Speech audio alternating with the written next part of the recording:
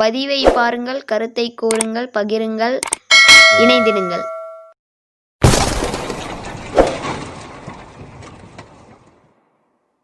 இது படையாட்சி இந்தியாவின் படைப்புகள்.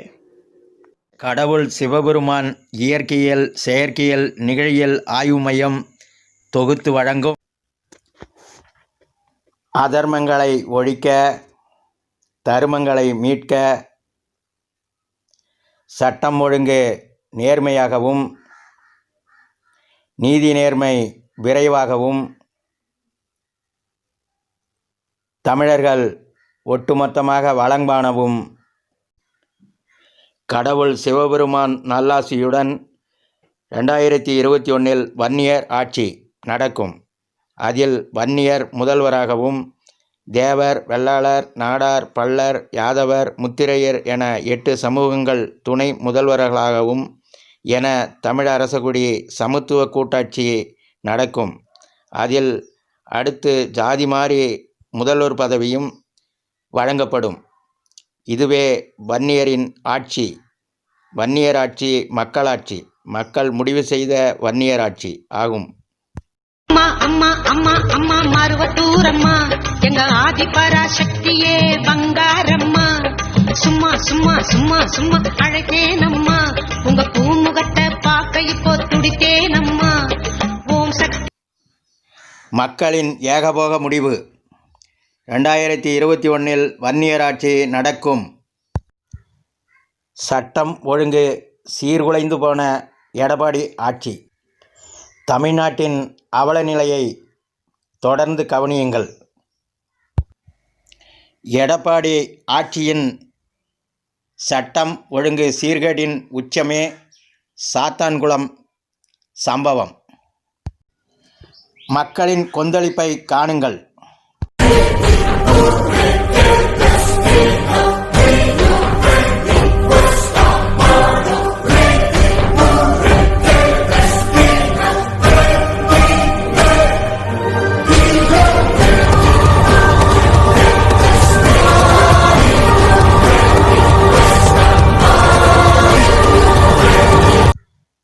சட்டம் ஒழுங்கு சீர்குலைந்து போன எடப்பாடி ஆட்சி.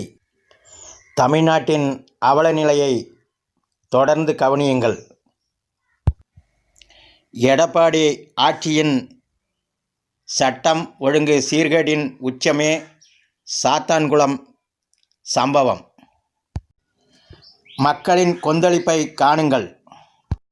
அவருக்கு காரியம் நடக்கும்னா திமுக காரர் காலை கூட பிடிப்பாங்க.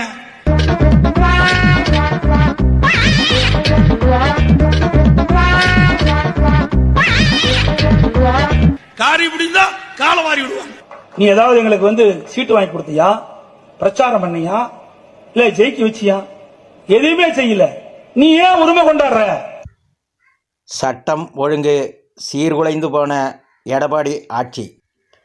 தமிழ்நாட்டின் அவல நிலையை தொடர்ந்து கவனியுங்கள். எடப்பாடி ஆட்சியின் சட்டம் ஒழுங்கு சீர்கேட்டின் உச்சமே சாத்தான்குளம் சம்பவம். மக்களின் கொந்தளிப்பை காணுங்கள்.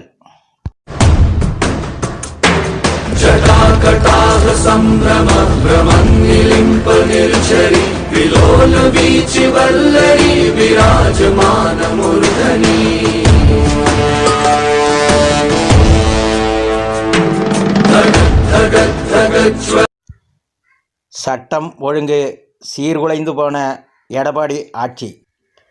தமிழ்நாட்டின் அவல நிலையை தொடர்ந்து கவனியுங்கள். எடப்பாடி ஆட்சியின் சட்டம் ஒழுங்கு சீர்கேட்டின் உச்சமே சாத்தான்குளம் சம்பவம். மக்களின் கொந்தளிப்பை காணுங்கள். லஞ்சம் வாங்குவோரை தூக்கில் போட வேண்டும். உயர்நீதிமன்ற மதுரை கிளை நீதிபதிகள் கருத்து தெரிவித்திருக்கிறார்கள். லஞ்சம் வாங்கும் பழக்கத்தை முழுமையாக ஒழிக்க இதுவே வழி எனவும் அவர்கள் கருத்து கூறியிருக்கிறார்கள். லஞ்சம் வாங்குவோரின் மொத்த சொத்துக்களையும் பறிமுதல் செய்ய வேண்டும் எனவும் நீதிபதிகள் கூறியிருக்கிறார்கள். லஞ்சம் வாங்குவோர் மீது தேச துரோக வழக்கு பதிவு செய்ய வேண்டும் என அடுக்கடுக்கான கருத்துக்களை உயர்நீதிமன்ற மதுரை கிளை நீதிபதிகள் தெரிவித்திருக்கிறார்கள். சட்டம் ஒழுங்கு சீர்குலைந்து போன எடப்பாடி ஆட்சி. தமிழ்நாட்டின் அவல நிலையை தொடர்ந்து கவனியுங்கள்.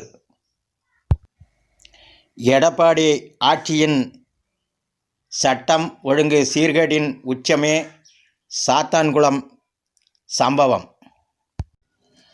மக்களின் கொந்தளிப்பை காணுங்கள். பசங்களை கூட்டுக்குவாங்க சார். எப்படி சார் அவள் 4th படிக்கிறா, இவ 1st ஸ்டாண்டர்ட் படிக்கிறா. பசங்களை எப்படி இப்போ நீங்கள் என்னன்னு சொல்லுங்க. இப்போ புரியல எனக்கு அது எப்படின்ட்டு. ரெண்டு சக்கர வாங்கினா 2 பேர் தான் ஓட்டணும்.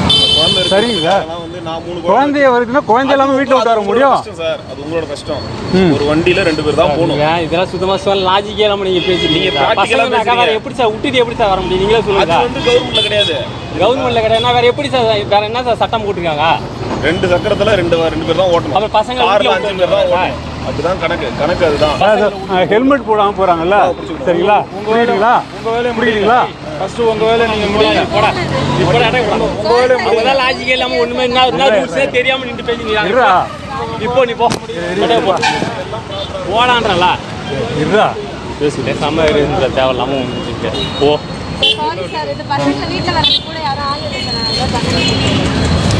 பசங்களை இதுக்கு போய் சொன்னீங்கன்னா இருக்கு, ஆட்சி புக் இருக்குது, ஹெல்மெட் போட்டு வந்துக்கிறாங்க சார். பசங்களை கூட்டு வந்து சார், வேற யாரையும் கூட்டு வரல சார். நான் பெரியவங்களை டிக்கெட் வந்தாக்கா பிரச்சனை இல்லை. குழந்தைய கூட்டு வந்துட்டா இதுக்கு போய் ஃபைன் போட்டு நிற்கிறீங்க நீங்க. சரி, இன்னும் எவ்வளோ கைன்னு கட்டி போ. சரி, இட்டு போ. அசிங்கமா அவங்களுக்குலாம் தெரியல. உங்களுக்கு தெரியல. போடா, எவ்வளோ ஃபைன் போட்டுங்க. நான் ஒன்று ஹெல்மெட் எல்லாமே இருக்குல்ல. ஹெல்மெட் போட்டு தான் சார் வந்தேன். இப்போ குழந்தை பிள்ளைங்களாம் எப்படி சார் வீட்டில் விட்டுட்டு எப்படி வர்றது சொல்லுங்க. நான் உங்களை ஆச்சரியா சொல்லு. இல்லை ஆயிடுச்சு. பிள்ளை எப்படி சார் வீட்டில் விட்டு பார்த்துக்கிறேன். மரியாதை பேசுங்க. நீங்க என்ன செய்யணுமோ செஞ்சீங்க. கேஸ் போட்டுங்க. போங்கப்பா, நீ போங்கப்பா.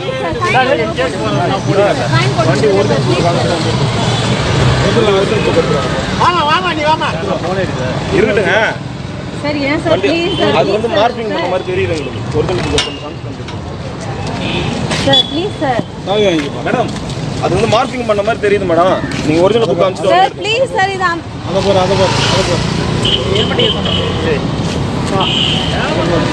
ஏன் தேவலாம கடவுளே தான் sir. Sir sorry sir please sir. குழந்தையோட வந்திருக்கோம் சார். மார்க்கிங் என்ன சார்? புரியல சார். சார் வண்டி புரியல சார். வண்டி போன ஏறி சார். அதுக்கு எங்களுக்கு பொறுங்க. நான் கோயம்புத்தூர்ல இருந்து வர்றவங்க என்ன பண்ண முடியாது சார். நான் அது ஒண்ணு கேட்கல. இப்போ மார்க்கிங் பண்ணாக்கா எப்படின்னா உங்களுக்கு தெரியும். எனக்கு இதுல கிளியரா இல்ல. என்ன கிளியரா இல்லைன்னா புரியல. கிளியரா இல்ல. ஒரிஜினல் புக் தான் வச்சிருக்கணும். ஒரிஜினல் புக் தான் காட்டணும். ஜெராக்ஸ் எல்லாம் நாங்க லைசன்ஸ் தான் சார் ஒரிஜினல் காமிக்கணும். எல்லா டாக்குமெண்ட்டும் சார் நீங்க இப்ப வந்து நாங்க உங்கள்கிட்ட அதிகமா பேசிட்டு நீங்க ஒவ்வொரு ரூல்ஸா புதுசா போட்டுட்டே இருக்கீங்க. யார வேணா கேளுங்க சார். ஒரிஜினல் புக் தான் வச்சிருக்கணும். ஜெராக்ஸ் எல்லாம் உங்களோட கன்வீனியன்ட் வச்சுக்கிறது. புரியுதுங்களா? எல்லாமே ஒரிஜினல் தான் வச்சிருக்கணும். ஒரு தடவை சொல்லுங்க சார். நெக்ஸ்ட் டைம் நாங்க அதை எடுத்துட்டு வரோம் சார். சார் இப்போ எதுவும் ப்ராப்ளம் பண்ணலாம் சார். Please sir. இப்போ பசங்களுக்கு பேப்பர்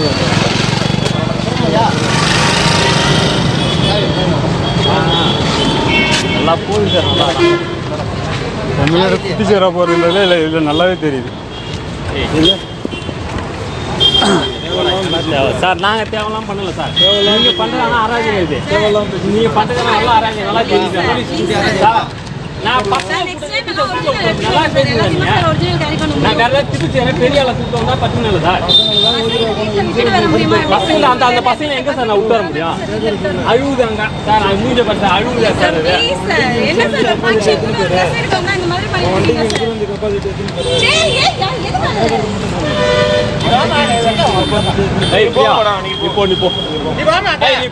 நான் பேசி நீ போ. நீ போடா.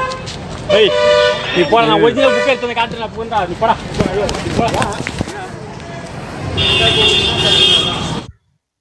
சட்டம் ஒழுங்கு சீர்குலைந்து போன எடப்பாடி ஆட்சி. தமிழ்நாட்டின் அவல நிலையை தொடர்ந்து கவனியுங்கள். எடப்பாடி ஆட்சியின் சட்டம் ஒழுங்கு சீர்கேடின் உச்சமே சாத்தான்குளம் சம்பவம். மக்களின் கொந்தளிப்பை காணுங்கள். இருக்கிறதும் இல்லாதவங்க இல்லை எவ்வளோ பார்த்தியா 40 ரூபா விடுது 40 ரூபா கொடுத்தா இருக்கு. நான் அவனை கேட்கல புரியுதா? அவனுக்கே தெரியும் 15 நாள் கொடுத்து இந்த ஆள் வந்துக்கிறான் இங்க அப்படின்னு அவன் கொடுக்குறான். நான் கேட்டேன் அவன் 20 ரூபா கொடுத்தாலும் தான் வாங்கி போட்டேன். இப்போ எவ்வளோ கொடுத்துக்கிறான்? 50 ரூபா கொடுத்துருவேன். நீ எவ்வளோ கொடுத்த? 40 ரூபா கொடுத்தேன். 10 ரூபா யோசி.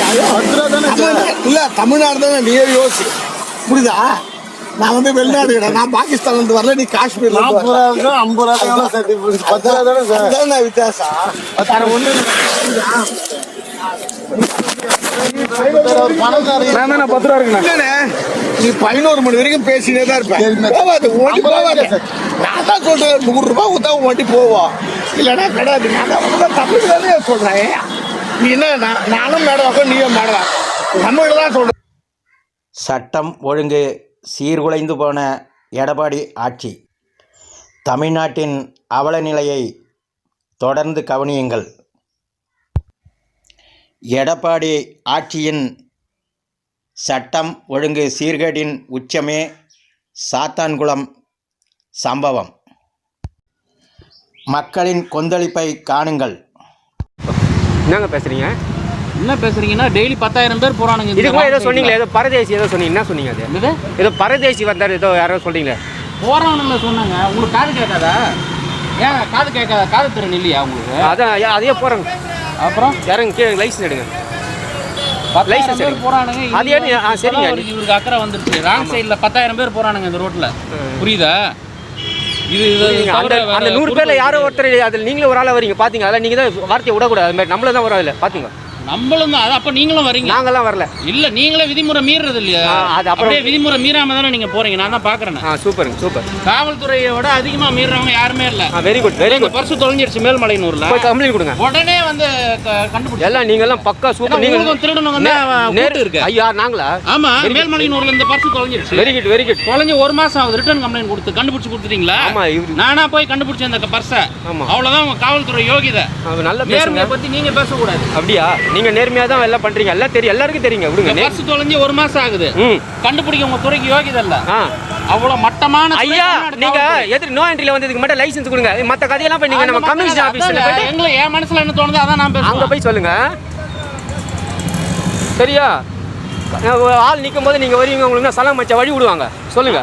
ஆள் நிக்கும் போது அப்ப ஆள் நிக்காம இருக்கும்போது வரலாம். வரக்கூடாது. வரக்கூடாதுல்ல.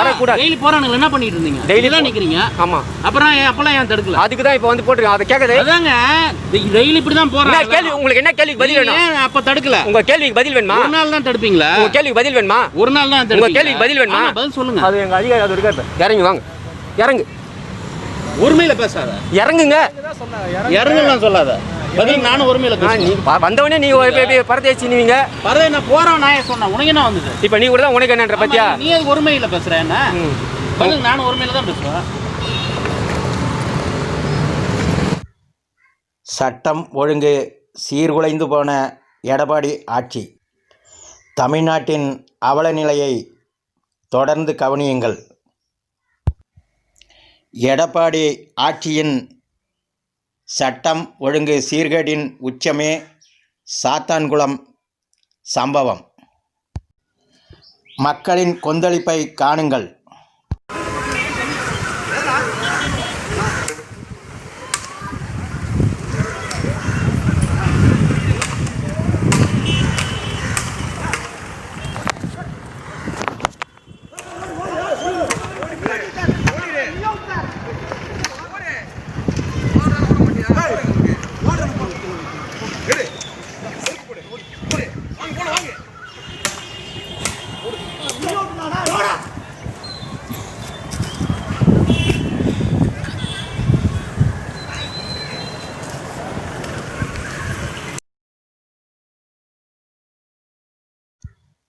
சட்டம் ஒழுங்கு சீர்குலைந்து போன எடப்பாடி ஆட்சி. தமிழ்நாட்டின் அவல நிலையை தொடர்ந்து கவனியுங்கள். எடப்பாடி ஆட்சியின் சட்டம் ஒழுங்கு சீர்கேடின் உச்சமே சாத்தான்குளம் சம்பவம். மக்களின் கொந்தளிப்பை காணுங்கள். கொரோனா காலத்தில் இந்த லாக்டவுன் பீரியட்ல போட்ட இந்த ரெகுலேஷன்ஸை மீறினாங்கன்னா உடனே கைது செய்யணுமா அப்படிங்கிறது தான் $1 மில்லியன் கொஸ்டின். போலீஸ் கைது செய்யணுமா? போலீஸுக்கு கைது செய்யறதுக்கு பவர் கொடுத்திருக்காங்க, மறுக்கல. செக்ஷன் 41 to 60 கேபிட்டல் A CRPCல போலீஸுக்கு அப்சல்யூட் பவர் இருக்கு. ஒரு நபர் குற்றம் செய்தாருன்னா, காக்னிசிபிள் ஆஃபென்ஸ் சம்பந்தப்பட்டிருந்தாருன்னா கைது பண்ணலாம் அப்படின்னு இருக்கு. ஆனால் 41 to 60 கேபிட்டல் Aல எந்த ஒரு சட்ட பிரிவிலையும் போலீசார் கண்டிப்பாக ஷால் அரெஸ்ட், கண்டிப்பாக கைது செய்ய வேண்டும் என்று எங்கேயுமே சொல்லல. மே அரெஸ்ட் என்று சொன்னால் அவங்க அரெஸ்ட் பண்ணலாம், அரெஸ்ட் பண்ணாமலும் இருக்கலாம். அது அவங்களுடைய டிஸ்கிரிஷன் பவர் யூஸ் பண்ணணும். இது ஜுடிஷியஸா, இது வேணுமா வேண்டாமா அப்படின்னு சொல்லி நியாயமான காரணத்தை கொண்டுதான் அவர்கள் செய்ய வேண்டும் அப்படின்னு சொல்லியிருக்காங்க. அதே மாதிரி போலீஸ் ஸ்டாண்டிங் ஆர்டர், காவல் நிலை ஆணைகள் 622 கூட போலீஸுக்கு பவர், அரெஸ்ட் பண்றதுக்கு பவர் இருக்கிறதுனால எல்லா கேஸ்லயும் அரெஸ்ட் பண்ண வேண்டிய அவசியம் இல்லை.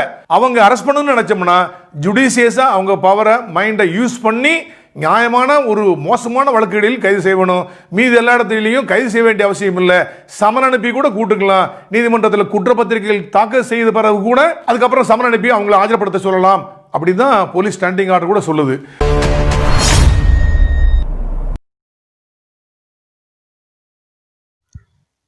சட்டம் ஒழுங்கு சீர்குலைந்து போன எடப்பாடி ஆட்சி. தமிழ்நாட்டின் அவல நிலையை தொடர்ந்து கவனியுங்கள். எடப்பாடி ஆட்சியின் சட்டம் ஒழுங்கு சீர்கேடின் உச்சமே சாத்தான்குளம் சம்பவம். மக்களின் கொந்தளிப்பை காணுங்கள். சாத்தான்குளம் லாக்அப் கொலை, ஜெயராஜ் மற்றும் ஃபினிக்ஸ் மொபைல் ஃபோன் கடையை அந்த கொரோனா அந்த லாக்டவுன் டைமில் அந்த அத்துமீறி அவங்க திறந்து வச்சுருந்தாங்க அப்படின்றதுக்காக சாத்தான்குளத்தில் இருக்கிற 3 போலீஸ்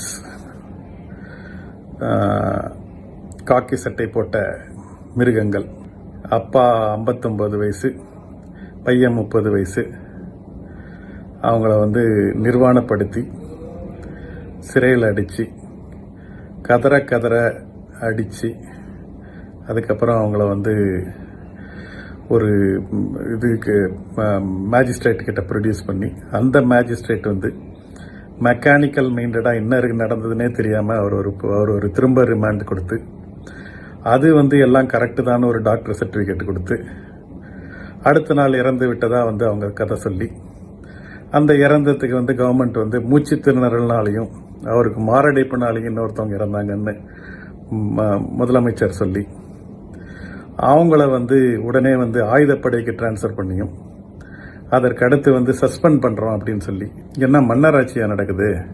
போலீஸ்காரங்க என்ன வேணா பண்ணலாமா?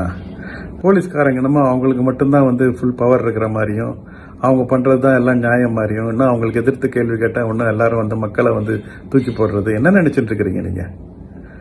நீங்க இப்போ அரசாங்கம் நாங்க தான் ஏன் தேர்ந்தெடுக்கிறோம், நீங்க என்ன அவங்க திடீர்னு பொலிட்டீஷியன்ஸும் மினிஸ்டர்ஸும் இவங்களும் உங்களுக்கு பெரிய சப்போர்ட் கட்டிட்டு இருந்தா என்ன எல்லாம் சரியாயிடுமா? தூத்துக்குடியில அன்னைக்கு 1 வருஷம் ஆச்சு சிபிசிஐடிக்கு மாத்தி, இன்னும் அந்த மஞ்சள் சட்டை போட்டவன இன்னும் எங்க இருக்கான்னு தெரியல. இன்னும் இந்த மாதிரி எத்தனை பேர் நீங்க கிளம்பி இருக்கிறீங்க? ஒரு ஊர்லயும் ஒரு ஆளுங்க எல்லாம் இருந்துகிட்டு நீங்க போலீஸ் ஸ்டேஷன் காக்கி சட்டை போட்டா நீங்க என்ன ரவுடித்தனம் போட்டாலும் பண்ணலாம்னு நினைப்பா உங்களுக்கு? நீங்க என்ன அரசாங்க ரவுடிகளா நீங்க? அது உங்களுக்கு பத்தாதுன்னு சொல்லி தன்னார்வலர்கள் சொல்லிட்டு நீங்க இன்னும் சில ரவுடிங்களை வர கூட சேர்த்துக்குவீங்க. ஏன் உங்களுக்கு என்ன பயமா? நாங்க மக்களுக்கு சொல்றதெல்லாம் போலீஸ் ஸ்டேஷனுக்கு லாயர் இல்லாம எந்த என்கொயரி கூட்டாலும் போகாதீங்க, லாயரோட போங்க. நம்பர் 1. நம்பர் 2 பல நாள் திருடன் ஒரு நாள் அகப்படுவான்னு சொல்லுவாங்க. பல நாள் கிரிமினல் வேலை செய்யற போலீஸ்காரன் ஒரு நாள் அகப்படுவான்னு சொல்லி இன்னைக்கு இந்த குரூப் சிக்கிருக்கு. ஆனா இதே மாதிரி குரூப் தமிழ்நாடு மட்டும் இல்லாமல் ஆல் ஓவர் இந்தியா நிறைய ஊர்ல நிறைய பேர் இருக்கிறாங்க. அதனால மக்கள் அவங்க கிட்ட இருந்து நம்மள பாதுகாத்துக்கணும். வேலியே பயிரமேறுன்னு சொல்லுவாங்க. இது அந்த மாதிரியான ஒரு காலகட்டத்தில் இருக்கிறோம். அதனால நம்ம போலீஸ்காரங்க கிட்ட இருந்து நம்மளை பாதுகாத்துக்கணும். அது 2வது விஷயம். 3வது நம்மளுடைய கோரிக்கை என்ன, இந்த 20 லட்சம் பணம் கொடுக்குறேன், இந்த வேலையெல்லாம் வேணாம், இந்த கவர்மெண்ட் ஜாப் கொடுக்குறேன், இதெல்லாம் எங்களுக்கு தேவை கிடையாது. எங்களுக்கு தேவை இனிமேல் இந்த மாதிரி ஒரு கொலை லாக்அப் கொலை நடக்கக்கூடாது. அதுதான் வந்து எங்களுக்கு தேவை. அதுக்கு வந்து நீங்க பண்ண வேண்டியது இந்த 3 பேர், அதாவது ஸ்ரீதர், பாலகிருஷ்ணன் அண்ட் ரகு கணேஷ், இவங்களை வந்து ஃபர்ஸ்ட் வந்து டிஸ்மிஸ் பண்ணுங்க. ரெண்டாவது வந்து இவங்க மேல IPC 302 மோட்டிவ் டு கில் அப்படின்ற இதுல செக்ஷன்ல வந்து வழக்கு பதிவு பண்ணுங்க. இது 2 பண்ணிக்கிட்டு மீதி வந்து இது கூட வந்து இந்த மேஜிஸ்ட்ரேட்டு பிளஸ் வந்து அந்த டாக்டர், வேற யார் இதுல இன்வால்வ் இருக்கிறாங்களோ அந்த தன்வாளர்கள், அவங்கள எல்லாரும் இந்த கேஸ்ல சேருங்க.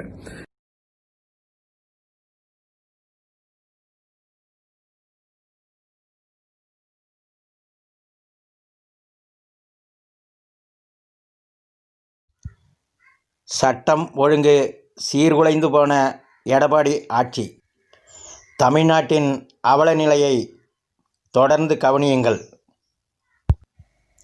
எடப்பாடி ஆட்சியின் சட்டம் ஒழுங்கு சீர்கேடின் உச்சமே சாத்தான்குளம் சம்பவம். மக்களின் கொந்தளிப்பை காணுங்கள். ஹாய் ஃப்ரெண்ட்ஸ், வணக்கம். ஒருத்தரை கைது பண்ண போலீஸ்காரங்க வராங்கன்னா அந்த கைதாரவருக்கு என்னென்ன உரிமைகள்லாம் இருக்கு, அதாவது அந்த அக்யூஸ்டுக்கு என்ன எதுக்கு அரெஸ்ட் பண்ணிட்டு கூட்டு போறீங்க, என்ன காரணம் அப்படின்னு போலீஸ்காரங்களை கேட்கலாம். அதுக்கு அவங்களும் பதில் சொல்லணும்.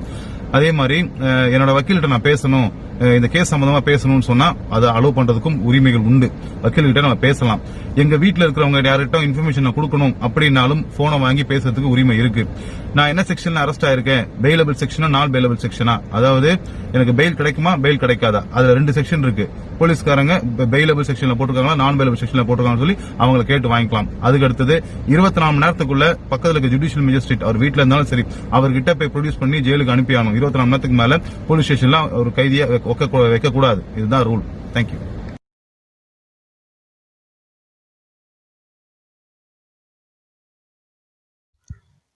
சட்டம் ஒழுங்கு சீர்குலைந்து போன எடப்பாடி ஆட்சி.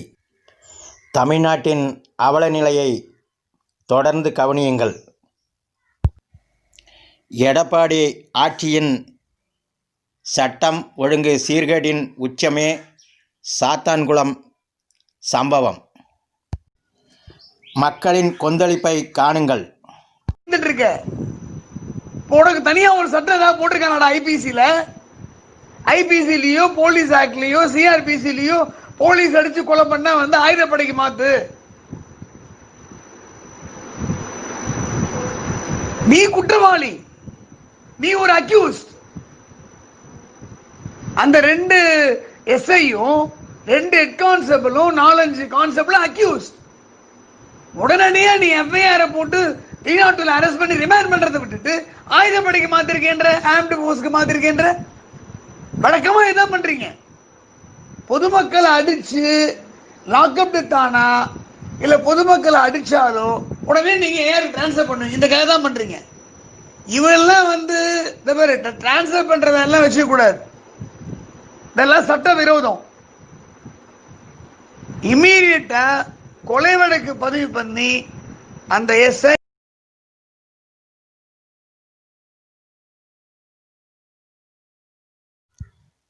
சட்டம் ஒழுங்கு சீர்குலைந்து போன எடப்பாடி ஆட்சி. தமிழ்நாட்டின் அவல நிலையை தொடர்ந்து கவனியுங்கள். எடப்பாடி ஆட்சியின் சட்டம் ஒழுங்கு சீர்கேடின் உச்சமே சாத்தான்குளம் சம்பவம். மக்களின் கொந்தளிப்பை காணுங்கள்.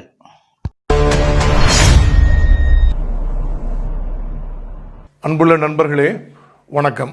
நான் உங்கள் சித்தண்ணன். கடந்த 19/6/2020 அன்று தூத்துக்குடி மாவட்டத்தில் உள்ள சாத்தான்குளம் காவல் நிலைய எல்கையில் பகுதியில் கொரோனா ஊரடங்கு உத்தரவு அமலில் இருக்கும் பொழுது இரவு வெகு நேரத்திற்கு பின்பும் ஒரு மரக்கடையை திறந்து வைத்திருந்தார்.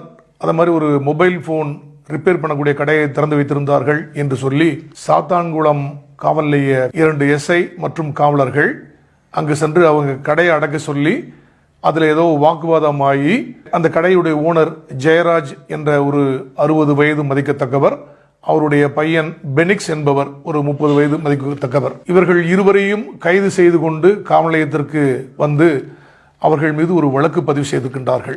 சம்பவ இடத்தில் அவங்க கடையை மூட சொல்லும் போது நடந்த வாக்குவாதத்தில் தள்ளுமுள்ளி ஏற்பட்டு அவர்களுக்குள் தாக்கி கொண்டார்களா அல்லது காவலர்கள் பலப்பிரயோகம் செய்தார்களா அல்லது காவல் நிலையத்திற்கு வந்த பின்பு ஏதாவது வாக்குவாதம் ஏற்பட்டு காவலர்கள் அவர்கள் இருவரையும் தாக்கினார்களா என்பது யாருக்கும் தெரியாது. அது விசாரணையின் போதுதான் தெரிய வரும். சாத்தான்குளம் காவல் நிலையத்தில் அன்று 19/6/2020 அன்று குற்ற எண் 312 கீழ் 2020 சட்டப்பிரிவுகள் 188, 269, 294 பி, 353 மற்றும் 506 பார்ட் 2 இந்திய தண்டனை சட்டத்தின் சட்டப்பிரிவுகளின் கீழ் இந்த ஜெயராஜ் மற்றும் அவருடைய மகன் பெனிக்ஸ் ஆகியோர்கள் மீது சாத்தான்குளம் காவல் நிலையத்தில் ஒரு வழக்கு பதிவு செய்திருக்கின்றார்கள். உடனடியாக அவர்களை மருத்துவ சிகிச்சைக்காக வேண்டி சாத்தான்குளம் மருத்துவமனைக்கு அனுப்பி ஒரு ஊன் சர்டிபிகேட் என்று சொல்வார்கள், ஆக்சிடென்ட் ரிஸ்க் காப்பி ஒன்று வாங்கி அவரை சாத்தான்குளம் அங்க மேஜிஸ்ட்ரேட் ரிமாண்டுக்கு 20ஆம் தேதி காலையில் ஆஜர்படுத்திருக்கிறாங்க.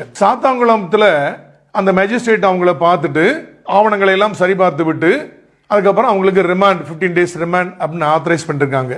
சாத்தான்குளம் சப்ஜெயிலையோ அல்லது பாளையங்கோட்டில் அங்கே உள்ள சப்ஜெயில் எங்கேயுமே இடம் இல்லாதனால அவங்கள வந்து ஆத்தரைஸ் பண்ணி கோயில்பட்டி சப்ஜெயிலில் அடைக்கும்படியாக உத்தரவு பிறப்பிக்கப்பட்டு 20ஆம் தேதி காலையில் கோவில்பட்டி சப்ஜெயிலில் இந்த சாத்தான்குளம் போலீசாரால் கைது செய்யப்பட்ட ஜெயராஜ் மற்றும் அவரது பையன் பெனிக்ஸ் ஆகியோர்கள் அடைக்கப்பட்டார்கள். ஒரு நாட்களிலேயே அவங்களுக்கு உடல்நலக்குறைவு ஏற்பட்டு ஒருவர் பின் ஒருவராக அந்த கோவில்பட்டியுடைய அரசு மருத்துவமனையில் ஜெயராஜ் அவர்களும் அவருடைய பையன் பெனிக்ஸும் அனுமதிக்கப்பட்டு குறிப்பிட்ட மணித்துளிகள் அந்த வித்தியாசத்திலேயே இருவருமே வந்து மூச்சு திணறல் ஏற்பட்டு கோவில்பட்டி அரசு மருத்துவமனையில் வைத்து ஜெயராஜ் மற்றும் பெனிக்ஸ் ஆகியோர்கள் இறந்து விட்டார்கள். சாத்தான்குளம் காவல் நிலைய காவல் அலுவலர்களால் கைது செய்யப்பட்டு நீதிமன்ற காவலுக்கு உட்படுத்தப்பட்டு கோவில்பட்டி சப்ஜெயிலில் அடைக்கப்பட்டிருந்த ஜெயராஜ் மற்றும் பெனிக்ஸ் ஆகியோர்கள் நீதிமன்ற காவலில் சப்ஜெயிலில் இருந்தபோது அவர்கள் உடல்நலக்குறைவு ஏற்பட்டு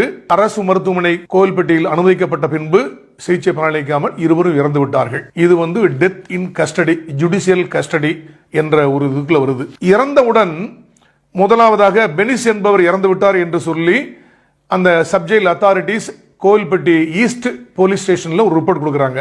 ரிப்போர்ட்டின் பிரகாரம் பெனிக்ஸ் என்பவர் ஜுடிஷியல் கஸ்டடியில் இறந்துட்டாங்க அப்படிங்கிறதுக்கு Kovilpatti east police station crime number 649/2020 under section 176(1) CRPC ஒரு வழக்கு பதிவு செய்கின்றார்கள். அதன் பின்பு அவருடைய அப்பா ஜெயராஜ் இறந்துட்டாங்கன்னு சொல்லிட்டு அதே கோவில்பட்டி ஈஸ்ட் போலீஸ் ஸ்டேஷன்ல crime number 650/2020 under section 176(1) CRPC ஒரு வழக்கு பதிவு செய்யறாங்க. போலீஸ் கஸ்டடி அல்லது ஜுடிஷியல் கஸ்டடியில் ஒரு கைது இறந்து விட்டால் முன்னாடி எல்லாம் வந்து என்ன செய்வாங்கன்னா ஒரு எக்ஸிகியூட்டிவ் மேஜிஸ்ட்ரேட் அந்த PSO 145 முன்னாடி சொல்லுவோம், இப்ப 150 PSO போலீஸ் ஸ்டாண்டிங் ஆர்டர் பிரகாரம் ஒரு எக்ஸிகியூட்டிவ் மேஜிஸ்ட்ரேட்டுக்கு விசாரணைக்கு அனுப்புவோம்.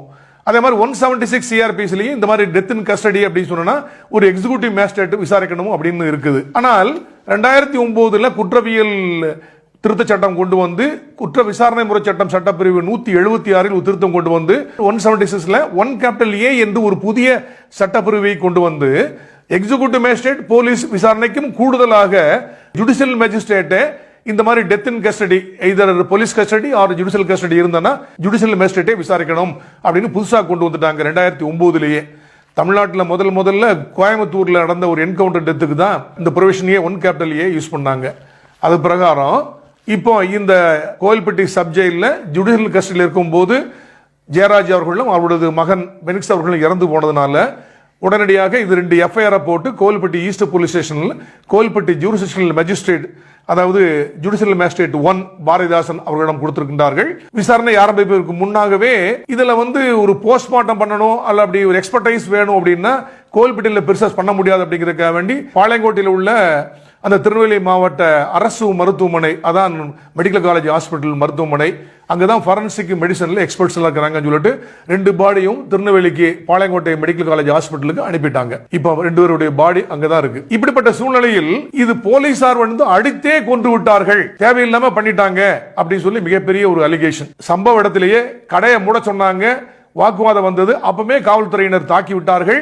காவல் நிலையத்திற்கு கொண்டு சென்று கொண்டு அங்கேயும் தாக்கினாங்க, லத்தியால் தாக்கினார்கள் என்று சொல்லி பல்வேறு விதமான புகார்கள் நண்பர்கள் பார்த்து சொல்லி சொல்றாங்க, மற்றவங்க சில பேர் சொல்றாங்க.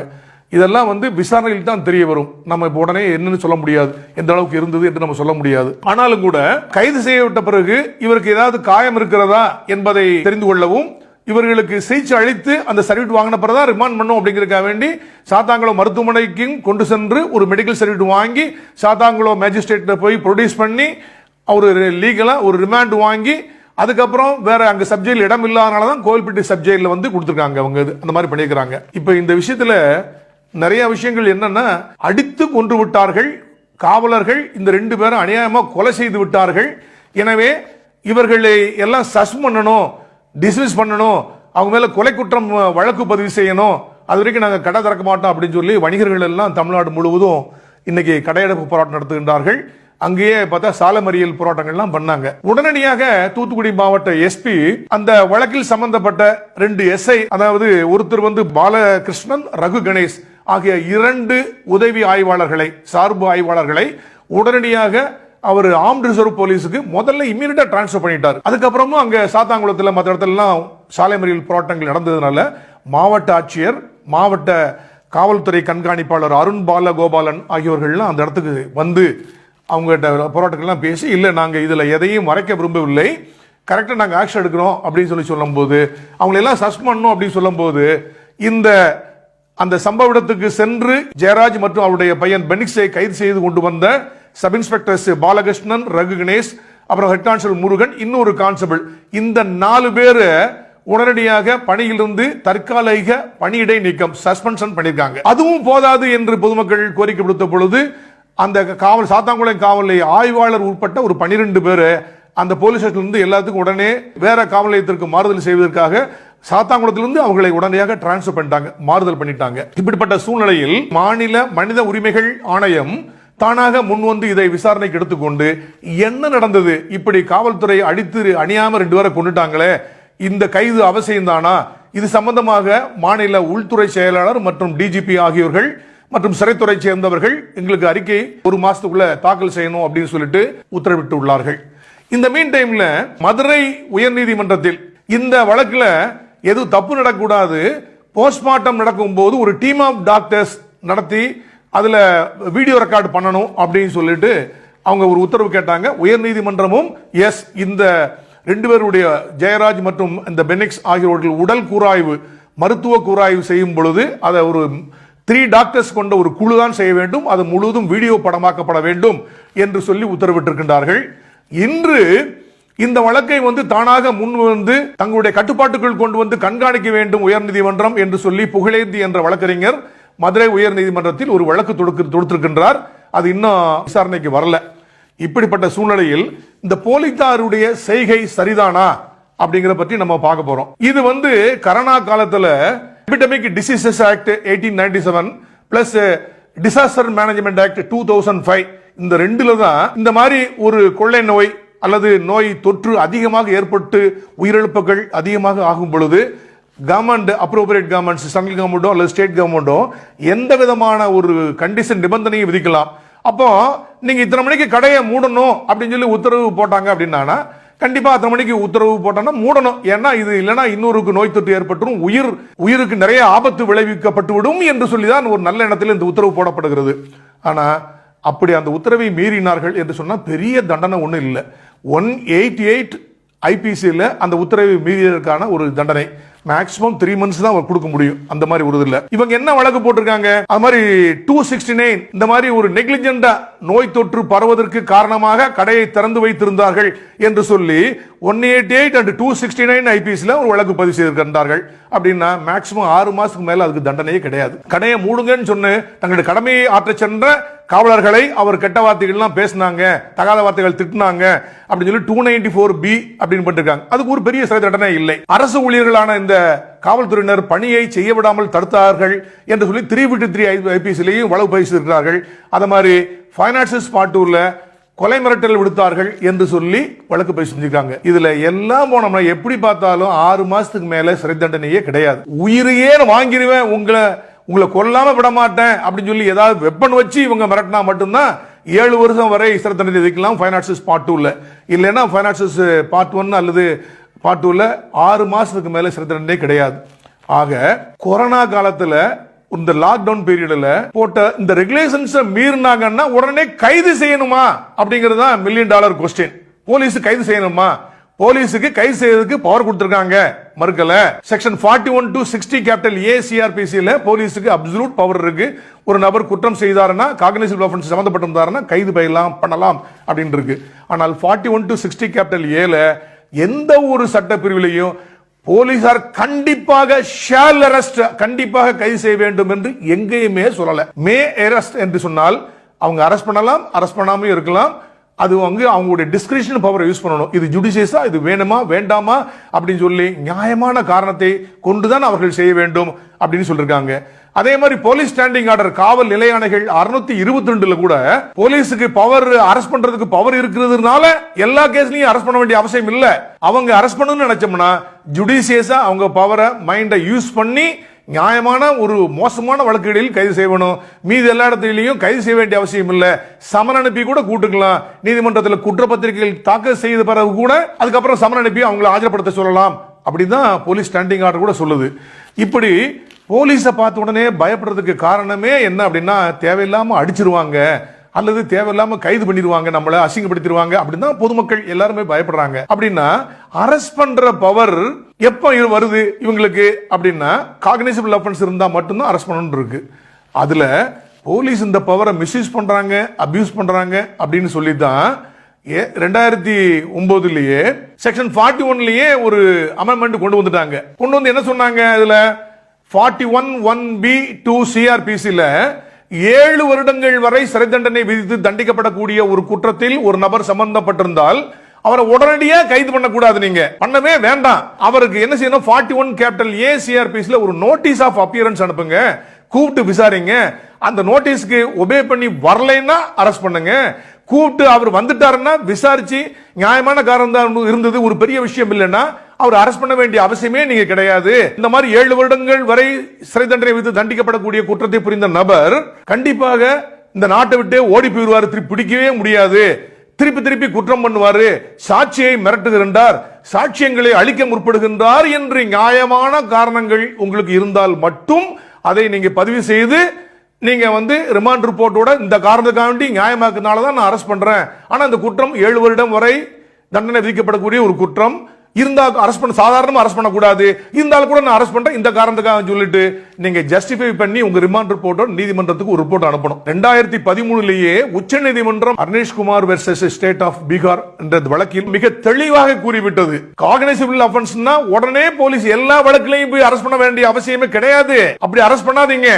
7 வருடம் வரை சிறை தண்டனை விதித்து தண்டிக்கப்படக்கூடிய ஒரு குற்றமாக இருந்தால் 41(1)(b) சிஆர்பிசி பிரகாரம் நீங்க அரெஸ்ட் பண்ணவே கூடாது. இந்த மாதிரி 41 கேபிட்டல் ஏ நோட்டீஸ் எல்லாம் சர்வ் பண்ணி எல்லாம் முடிஞ்சு அதுக்கப்புறம் அந்த நோட்டீஸ்ல தேவையில்லை அப்படின்னு நினைச்சா நீங்க அரெஸ்ட் பண்ண வேண்டிய அவசியமே கிடையாது. அப்படி இல்லாம சட்டத்தை மீறி தேவையில்லாம ஒரு போலீஸ் ஆபீசர் அரெஸ்ட் பண்ணாங்க அப்படின்னா அவருக்கு கண்டெம்ட் ஆஃப் கோர்ட்டுக்கு உள்ளாக வேண்டும். அதே மாதிரி டிபார்ட்மெண்டல் ப்ரொசீடிங்ஸ் அவங்க மேல சார்ஜும் கொடுக்கலாம் அப்படின்னு சொல்லி உச்ச நீதிமன்றம் சொல்லியிருக்கு. இப்போ ஜெயராஜ் மேலையும் பெனிக்ஸ் மேலையும் போட்ட வழக்குகள் எல்லாத்துலயும் பாத்தீங்கன்னா 188, 269, 294B, 353 ஃபைனான்சியல் பார்ட் 2 ஐபிசில எல்லாத்துக்குமே ஒவ்வொன்றுக்கும் 3 மாதம் 6 மாசத்துக்கு மேல் தண்டனையே கிடையாது. அப்ப இது ஒரு சாதாரண ஒரு வழக்கு.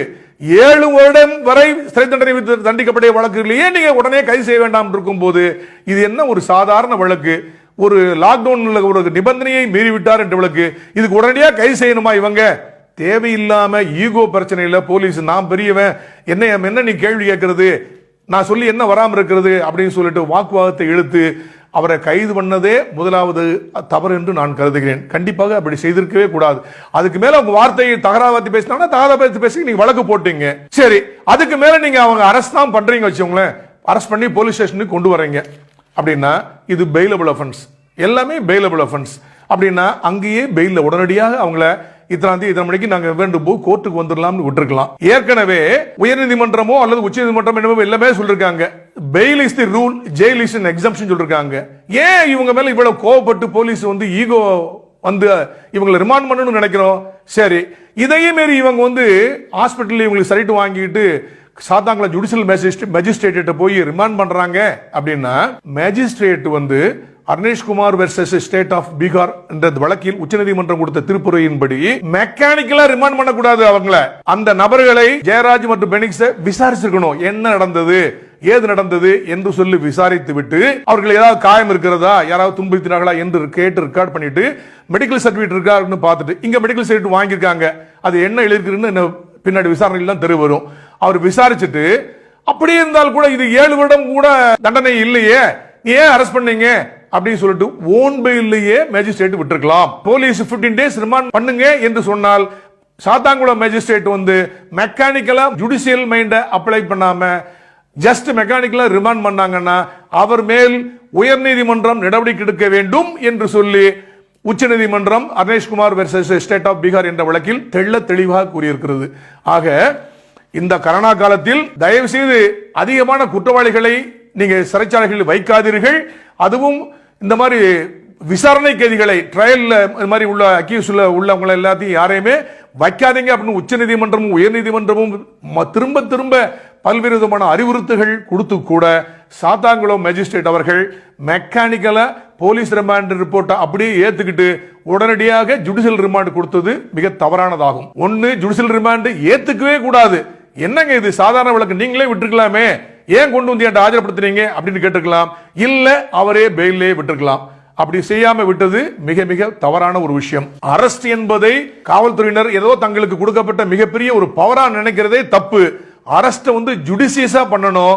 மே அரஸ்ட் என்றுதான் சட்டத்தில் சொல்லப்பட்டிருக்கிறது. அர்னேஷ்குமார் கேஸ்ல ரொம்ப கிளியரா சொல்லிருக்கு, 7 வருஷம் வரை தண்டனை விதிக்கக்கூடிய ஒரு குற்றத்தில் உடனே நீங்க அரஸ்ட் பண்ணக்கூடாது அப்படின்னு சொல்லியாச்சு. அப்ப எப்பதான் அரஸ்ட் பண்ணும் அப்படின்னா, ஏற்கனவே Joginder Kumar versus state of Uttar Pradesh என்ற ஒரு வழக்கில் 1994 உச்சநீதிமன்றம் ரொம்ப தெளிவா சொல்லிருச்சு, மர்டர், டெக்காய்டி, ராபரி, ரேப் இந்த 4 வழக்குகளில் ஒரு அக்யூஸ் சம்பந்தப்பட்டிருந்தா மட்டும் இந்த 41 to 60 கேபிட்டல் ஏ சொல்லப்பட்ட மே அரஸ்ட் என்பது ஷேல் அரஸ்ட் என்று கொள்ளப்பட வேண்டும். கண்டிப்பாக அவங்களை அரஸ்ட் பண்ணணும். மீதி வழக்குகள் எந்த வழக்கில் ஒரு நபர் சம்பந்தப்பட்டிருந்தா கூட அவங்களுக்கு மே அரஸ்ட் தான். May arrest includes may not also. Discussion power இருக்கு. அப்ப நீங்க ஜுடிஷியஸா போய் இது தேவையா வேண்டாமான்னு பார்க்கணும்.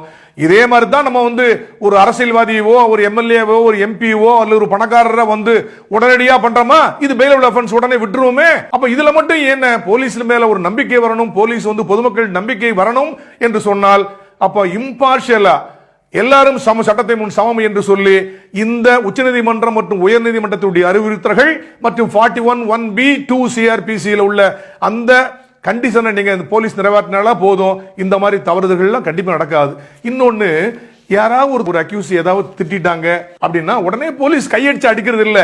போலீஸுக்கு அடிக்கிறதுக்கு அதிகாரம் இருக்கிறதா?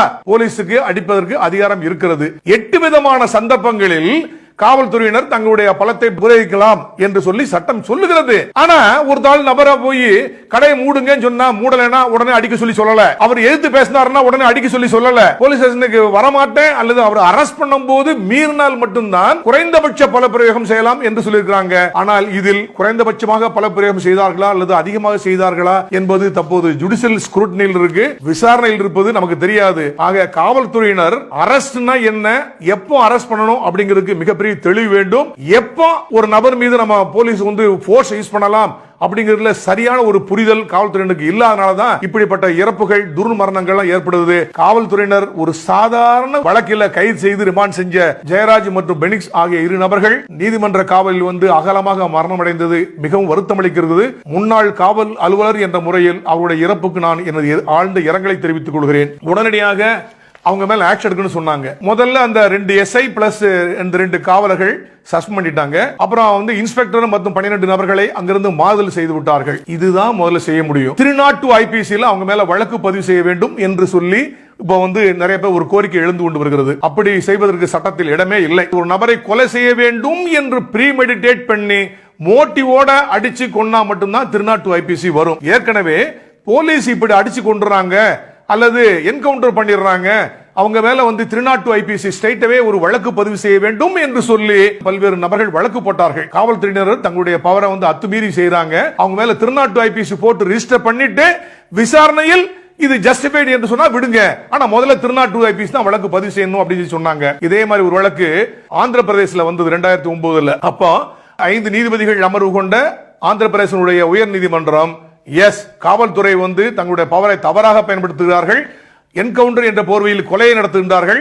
எனவே இனிமேல் ஒரு என்கவுண்டர் வந்தோம்னா அவர்கள் மீது கொலை திருநாட்டு ஐபிசி என்றுதான் வழக்கு பதிவு செய்ய வேண்டும். விசாரணையில் ஒன்னு இல்லைன்னா டிராப் பண்ணிக்கலாம், திருநாட்டு பதிவு செய்தே ஆக வேண்டும் என்று சொல்லி ஆந்திர பிரதேச உயர்நீதிமன்றம் ஒரு தீர்ப்பை வழங்கியது. இதை எதிர்த்து ஆந்திர பிரதேச ஐபிஎஸ் அதிகாரிகள் உச்சநீதிமன்றத்தில் அப்பீல் செஞ்சாங்க. உச்சநீதிமன்றத்தில் இந்த ஆந்திர பிரதேச உயர்நீதிமன்ற நீதிமன்ற தீர்ப்பை ஸ்டே பண்ணிட்டு அது எப்படிங்க சொல்ல முடியும்? அவங்களுக்கு கொல்றதற்கு என்ன நோக்கம் இருக்கிறது? அடிக்கிறாங்க, அவங்க டியூட்டியை டிஸ்சார்ஜ் பண்ணும்போது அடிக்கும் போது தேவைக்கு அதிகமாக அல்லது ரெக்லெஸ்ஸா அவங்க நடந்துட்டாங்கன்னா கொலையாகாத குற்றமுறும் மரணம், அதாவது culpable homicide not amounting to murder என்று தானே வரும். அது கூட விசாரணைக்கு அப்புறம் தானே தெரியும். எடுத்தோடனே திருநாட்டு ஐபிசி எப்படி போட முடியும்? திருநாட்டு ஐபிசி பதிவு செய்யக்கூடாது. விசாரணை முடிந்த பிறகு அதுக்கப்புறம் வந்து திருநாட் 4 ஐபிசி குற்றம் செய்திருந்தால் திருநாட் 4 ஐபிசியில் அவங்க மேல நம்ம வழக்கு பதிவு செய்யலாம் என்று சொல்லி உச்சநீதிமன்றம் சொல்லிருச்சு. 2016 People's Union of Civil Liberties versus state of Maharashtra என்ற ஒரு வழக்கில் கூட இந்த மாதிரி போலீஸ் ஹைஹேண்ட்னஸ் இருந்ததுன்னா எப்படிலாம் பண்ணணும் அப்படின்னு சொல்லிட்டு உச்சநீதிமன்றம் தெளிவாக பல்வேறு விதமான அறிவுறுத்தல்களை கூறியிருக்கிறது. ஆக இந்த இறப்புக்கு காரணமான ஜெயராஜ் மற்றும் பெனிக்ஸ் ஆகியோருடைய இறப்புக்கு காரணமான இந்த காவலர்கள் மீது ஸ்ட்ரெயிட்டவே திருநாட்டு ஐபிசி வழக்கு பதிவு செய்ய முடியாது. இப்போ 176 1 சிஆர்பிசி பிரகாரம் கோவில்பட்டி ஜுடிஷியல் மேஜிஸ்ட்ரேட் JM1 அவர்கள் இப்பொழுது ஒரு விசாரணை செய்கின்றார்கள். பாளையங்கோட்டையுடைய அந்த ஹைகிரவுண்ட் ஹாஸ்பிட்டலில் ஒரு விசாரணை நடைபெற்று கொண்டிருக்கிறது. அவர்கள் பிரேத விசாரணை செய்த பின்பு மதுரை கிளை உயர்நீதிமன்றத்தினுடைய உத்தரவுக்கிணங்க 3 டாக்டர்கள் கொண்ட ஒரு டீம் ஆஃப் டாக்டர்ஸ் இந்த போஸ்ட்மார்ட்டத்தை வீடியோகிராஃப் பண்ணி அவங்க இப்ப செய்ய போறாங்க. இன்னும் செய்ய போறாங்க. சப்போஸ் அந்த ஜுடிஷியல் மேஜிஸ்ட்ரேட் என்கொயரியில பிளஸ் அந்த போஸ்ட்மார்ட்டம் ரிப்போர்ட்ல காவலர்கள் கடுமையாக தாக்கி அதனாலதான் இந்த இறப்பு ஏற்பட்டிருக்கிறது என்று சொன்னால் அப்படின்னு ஒரு ஃபைண்டிங்ஸ் கொடுத்தாங்கன்னா அந்த ஃபைண்டிங்ஸ் கலெக்டருக்கு அனுப்புவார், கலெக்டர் அரசாங்கத்துக்கு அனுப்புவார். அதுல பேர்ல ஒரு ஜிஓ போடுவாங்க. இந்த போலீஸ் எர்ரிங் போலீஸ் ஆபீசர்ஸ் மேல எல்லாம் இந்த மாதிரி எஃப்ஐஆர் போடுங்க, இந்த செக்ஷன்ல எஃப்ஐஆர் போடுங்க அப்படின்னு சொல்லி எஃப்ஐஆர் போடுவாங்க. அதுக்கப்புறம் தான் அவர்கள் மீது வழக்கு பதிவு செய்ய முடியும். அப்படியே ஒண்ணுமே இல்லைன்னு சொன்னா கூட இப்படிப்பட்ட ஒரு இரஸ்பான்சிபிள் ஆக்ட்ல ஒரு ஈகோல போய் தேவையில்லாம ஒரு பிரச்சனையை உண்டாக்கிட்டாங்க அப்படின்னு சொல்லிட்டு இவ அடிச்சதுனால தான் இறக்கலை என்று சொல்லி போஸ்ட்மார்ட்டம் ரிப்போர்ட் வந்தால் கூட காவல்துறையினர் இந்த சம்பந்தப்பட்ட காவலர்கள் 4 பேர் மீது கைது செய்த நபர்கள் அல்லது பலத்தை பிரயோகித்தார்கள் என்று சொல்லப்பட்ட இந்த 4 நபர்கள் மீது டிபார்ட்மெண்ட்ல அவங்களுக்கு மேல ப்ரொசீடிங்ஸ் பண்ணலாம். அவங்க மேல ஒரு 3B என்று சொல்லக்கூடிய ஒரு டிசிப்ளினரி அப்பீல் ரூல்ஸ்ல 3B சார்ஜ் கொடுக்கலாம், டிஸ்மிஸ் பண்ணலாம் அல்லது ரிமூவ் பண்ணலாம் அல்லது ரெடியூஸ் பண்ணி ஒரு ரேங்க் கொண்டாடலாம் அல்லது சம்பளத்திலிருந்து ரிலீஸ் பண்ணலாம். இப்படி பல்வேறு ஆக்ஷன் எடுக்கிறதுக்கு நமக்கு சான்ஸ் இருக்குது. ஆகனால இதுல வந்து எடுத்தேன் கவிழ்த்தேன் என்று உடனடியாக பண்ண முடியாது. ஆனாலும் கூட இப்படிப்பட்ட ஒரு ஜுடிஷியல் கஸ்டடியில அல்லது போலீஸ் கஸ்டடியில உள்ள ஒரு நபருடைய இறப்புக்கு யாரும் காரணமாக இருக்கக்கூடாது. இது ரொம்ப வருத்தத்துக்குரியது. காவல்துறையினர் தங்களுக்கு எப்ப அடிக்கிறதுக்கு பவர் இருக்கு, எந்த அளவுக்கு பவர் இருக்கு அப்படின்னு இதுவரைக்கும் சரியாக புரிந்து கொள்ளாதனால தான் இப்படிப்பட்ட ஒரு ஈகோயில போய் அடிச்சு அவங்க காவல்துறையினர் தேவையில்லாம மாட்டிக்கிறாங்க. அது மாதிரி தேவையில்லாத உயிரிழப்புகள் ஏற்படுகின்றன. அது மாதிரி ஹாஸ்பிட்டலுக்கு கொண்டு போகும்போது கண்டிப்பாக ஒவ்வொரு ரிமாண்டுக்கு முன்னாடி ஹாஸ்பிட்டலுக்கு ப்ரொடியூஸ் பண்ணி தான் இவங்க ரிமாண்டே பண்ணணும். அப்போ ஹாஸ்பிட்டலுக்கு போகும்போது டாக்டர் கரெக்டா செக் பண்ணி ஏனோதானா என்று சொல்லி டாக்டர் அனுப்பி இவங்க போலீஸ் அனுப்பியிருக்காங்க அப்படிங்கிறதுக்காக வேண்டி ஒன்னு இன்ஜுரி ஒன்னு இல்ல அப்படின்னு பார்க்காம உண்மையிலேயே நல்லா செக் பண்ணி ஏதாவது பண்ணிருந்தாங்கன்னா ஒருவேளை ஏதாவது பிரச்சனை இருந்தாருன்னா அவர் காப்பாற்றப்பட்டிருப்பாங்க அவங்க எல்லாம். அதே மாதிரி நீதிமன்ற காவலுக்கு கொண்டு செல்லும் போது கூட அந்த சாத்தாங்குளம் மேஜிஸ்ட்ரேட் நல்ல விசாரணை பண்ணி உடம்புல ஏதாவது காயம் இருக்கா, ஏதாவது பிரச்சனை இருக்கா, மேற்கொண்டு ஆஸ்பத்திரிக்கு அனுப்பணுமா அப்படின்னு சொல்லி பார்த்திருக்கலாம். அப்படி இல்லைன்னு சொன்னா இது சாதாரண கேஸ் தானே, ஏன் போலீஸ் நீங்க அரெஸ்ட் பண்ணீங்க, ரிமாண்ட் ஒத்துக்க மாட்டேன் இல்ல ரிமாண்டை ரிஜெக்ட் பண்றேன்னு சொல்லிருக்கலாம், இல்ல ஓன் பெயில விடுறேன்னு கூட சொல்லிருக்கலாம். நம்ம இப்ப எல்லாருமே தவறு பண்ணிருக்காங்க. ஏன் கோவில்பட்டி சப்ஜெக்ட்ல கொண்டு போன கூட அங்கேயும் வந்து இவங்க உடம்புல காயம் இருக்கா அப்படின்னு செக் பண்ணி பார்த்துட்டு இம்மீடியட்டா காயம் ஏதாவது இருந்தது, அவங்க வேற ஏதாவது கம்ப்ளைண்ட் சொன்னாங்கன்னா அதை ரெக்கார்ட் பண்ணிட்டு உடனடியாக அவங்களுக்கு ஹாஸ்பிட்டல் ஒரு ட்ரீட்மெண்ட் கொடுத்திருந்தா கூட இதுல அந்த உயிரிழப்பு தவிர்க்கப்பட்டிருக்கலாம். ஆக காவல்துறையினர், medical officers, judicial magistrate, sub-jail authorities எல்லாருமே இதுல கேர்ஃபுல்லா இருந்தா இந்த மாதிரி உயிரிழப்புக்கு தவிர்க்க முடியும். தனக்கு நம்முடைய சொந்தக்காரங்க, நம்முடைய அண்ணன் தம்பி அல்ல நமக்கு சொந்தக்காரங்க யாராவது ஒரு ஆள் நபர் இப்படி தாக்கப்பட்டு இறந்திருந்தால் நமக்கு எப்படி கஷ்டமா இருக்கும். அப்படித்தானே மற்றவங்க உயிர் இருக்கும். ஒரு உயிர், மனித உயிர் என்பது விலை மதிக்க முடியாதது. அதுல காவல்துறையினர் தங்களுடைய ஈகோவுக்காண்டி தங்களுடைய அதிகாரத்தை பயன்படுத்துகிறோம் என்று சொல்லி ஒன்றுமில்லாத ஒரு சாதாரண ஒரு வழக்கில் இப்படி நடப்பது என்பது இதுவரை தவிர்த்திருக்கலாம், கண்டிப்பாக தவிர்த்திருக்கலாம். ஆனாலும் கூட இதில் உண்மையில் தவறு செய்தது யார், உண்மையிலேயே தாக்கப்பட்டதால இறந்தாரா இல்லையா என்பது ஒரு ஜுடிஷியல் என்கொயரி முடிந்த பிறகுதான் தெரியும், போஸ்ட்மார்ட்டம் என்கொயரி முடிந்த பிறகுதான் தெரியும். ஆக இந்த சாத்தான்குளம் இன்சிடென்ட்ல இந்த விஷயம் ஈஸியாக தவிர்க்கப்பட்டிருக்க வேண்டிய ஒரு விஷயம். ஆக காவல்துறையினர், medical officers, judicial magistrate, Amar jail authorities இவங்கெல்லாம் நெக்லிஜென்டா இருந்திருக்கிறாங்க, அதனால இறப்புக்கு காரணமா இருக்காங்க. ஆக இது ஒரு கொலையாக ஆகாவிட்டால் கூட இவங்க எல்லாரும் மீதும் கண்டிப்பாக அவங்க மீது ஒழுங்கு நடவடிக்கை எடுக்க வேணும். அப்படின்னா தான் இது மற்றவங்களுக்கு ஒரு மிக பாடமாக அமையும். இப்படிப்பட்ட லாக்அப் மரணங்கள், ஜுடிஷியல் கஸ்டடி அல்லது போலீஸ் கஸ்டடி மரணங்களை நாம் தவிர்க்க முடியும். நன்றி. இந்த வீடியோ உங்களுக்கு பிடிச்சிருந்தா லைக் பண்ணுங்க, கமெண்ட் பண்ணுங்க, ஷேர் பண்ணுங்க. தி ஐ ஓபனர் சேனலை சப்ஸ்கிரைப் பண்ணுங்க. முடிஞ்சா பெல் பட்டனை கிளிக் பண்ணுங்க.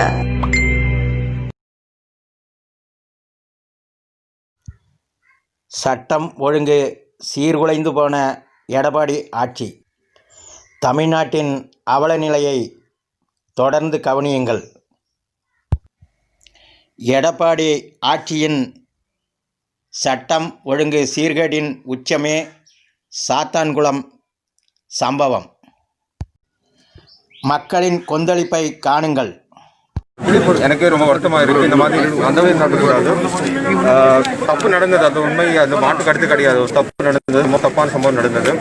இப்போ நம்ம இமீடியட்டாக பண்ண வேண்டியது அந்த அடிக்ஷன். இந்த மாதிரி ஒரு சில பேர் அடிச்சுட்டாங்க, சில இன்ஸ்பெக்டர் அடிச்சுட்டாங்க, சில போலீஸ்கார் அடிச்சுட்டாங்கன்னு சொல்லி நமக்கு வந்த கம்ப்ளைண்ட், அவருடைய ஃபேமிலி மெம்பர்ஸ் வச்சுட்டு கோரிக்கைப்படி உடனடியாக அந்த இன்ஸ்பெக்டர், அந்த சப் இன்ஸ்பெக்டர்ஸ் எல்லாருக்குமே சஸ்பெண்ட் பண்ணியாச்சு.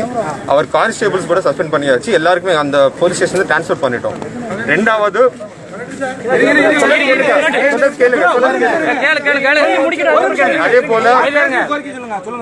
அதே போல இந்த மாதிரி ஜுடிஷியல் கஸ்டடியில் ஏதாவது இறப்பு நடந்தா நீதிபதியினுடைய தலைமையில தான் அதுக்கான என்கொயரி எல்லாம் நடக்கும். ஸோ போலீஸ் ஏதோ இன்ஃப்ளூயன்ஸ் பண்ணுவாங்க, இல்லைன்னா வேற அதிகாரிகள் யாராவது இன்ஃப்ளூயன்ஸ் பண்ணுவாங்கன்னு சொல்லி இதெல்லாம் நம்ம தலையிட முடியாது. ஸோ ஏற்கனவே சிஜிஎம், சீஃப் ஜுடிஷியல் மேஜிஸ்ட்ரேட்னுடைய தலைமையில் ஒரு உத்தரவு போட்டுட்டு ஒரு ஜுடிஷியல் மேஜிஸ்ட்ரேட் நாமினேட் பண்ணாங்க. அவர் இப்போ திருநெல்வேலி மெடிக்கல் காலேஜுக்கு போயிட்டு அவருடைய தலைமையில் தான் இந்த போஸ்ட்மார்ட்டம் என்கொயரியெல்லாம் நடக்கும். போஸ்ட்மார்ட்டம் பண்ணும்போது அவர் அங்கேயே இருப்பாங்க, அந்த ப்ரொசீடிங்ஸ் எல்லாமே ரெக்கார்ட் பண்ணுவாங்க. உங்கள் சார்பாக, ஒரு ஃபேமிலி சார்பாக ஒரு டாக்டர் நாமினேட் பண்ண சொல்லிட்டு கூட கேட்டாங்க. அந்த டாக்டர் கூட நம்ம நாமினேட் பண்ணியாச்சு. ஸோ அதில் எந்த விதமான தப்பு நடத்து அதை ரிப்போர்ட் ஏதோ மாற்றுவாங்க, இல்லை வேறு ஏதாவது தப்பு பண்ணுவாங்கன்னு சொல்லி நீங்கள் நினைக்கக்கூடாது. அந்த நீதிபதியினோட தலைமையில் தான் இதெல்லாம் நடக்கும். எல்லாமே நம்ம பக்காவாக அந்த டாக்டருடைய தலைமையில் பக்காவாக பண்ணி ரெக்கார்ட் பண்ணுவோம். மூணாவது, அந்த ஃபேமிலி சார்பாக அந்த குடும்பத்துக்கு ஏதாவது நிதி உதவி கேட்டாங்க, அதே போல் சில ஃபேமிலியில் வேலை வாய்ப்பு பண்ண முடியுமான்னு கேட்டாங்க. உடனடியாக அந்த கோரிக்கை மாண்புமிகு முதலமைச்சர் கவனத்துக்கு கொண்டு போகிறதுக்கு நம்ம மரியாதைக்குரிய எம்எல்ஏ சார் இருக்காங்க. அவர் கூட பேசிட்டு அரசாங்க சார்பாக என்ன பண்ண முடியும் அதுக்கெல்லாம் கண்டிப்பாக பண்ணி கொடுப்போம். இப்போதைக்கு நம்ம இமீடியட்டாக பண்ண வேண்டியது அவருடைய ஃபேமிலி.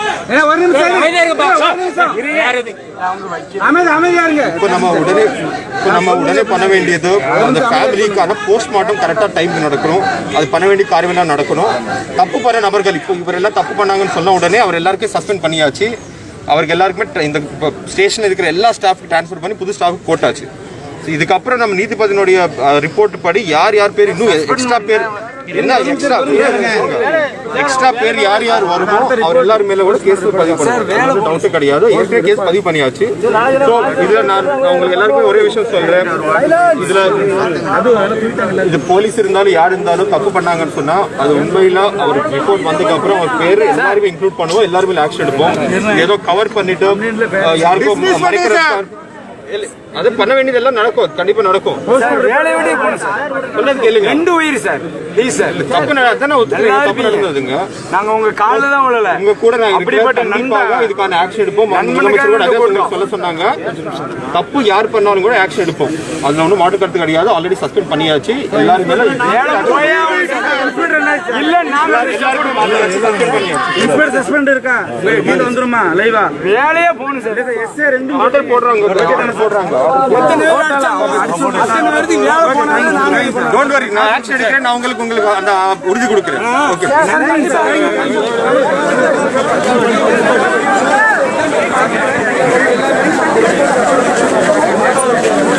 Really?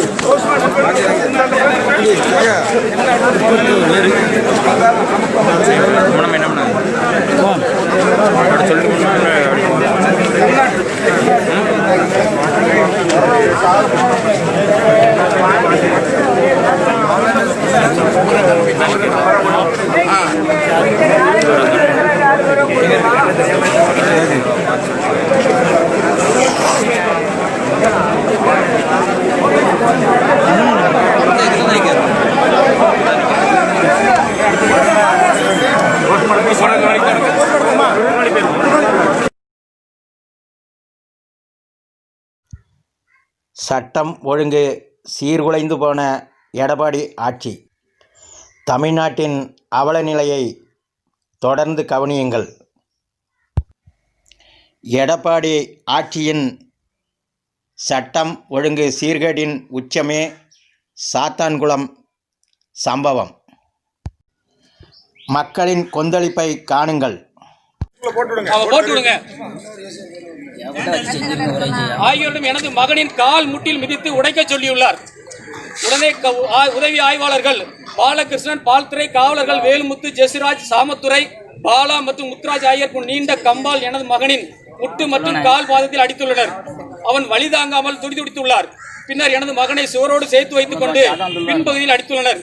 இதில் எனது மகனின் பின்பகுதி கிழிந்து ரத்தம் வழிந்துள்ளது. அப்பொழுது என் மகனை கொடூரமாக அடித்துள்ளனர். இதனை எனது கணவர் ஜெயராஜ் ஏன் இப்படி எனது மகனை போட்டு அடிக்கிறீர்கள் என்று கூறியுள்ளார். உடனே ஆய்வாளர் சிறிதர் அவனையும் பிடித்து இழுத்துவார்கள் என்று கூறி அதே காவலர்கள் எனது கணவரை கம்பால் அடித்து தொடை மற்றும் பின்பகுதியில் அடித்து ரத்தம் சொட்ட சொட்ட லாக்கப்பில் நிர்வாணமாக அடைத்துள்ளனர். கொடூர நிர்வாணமாக அடைச்சிருக்காங்க.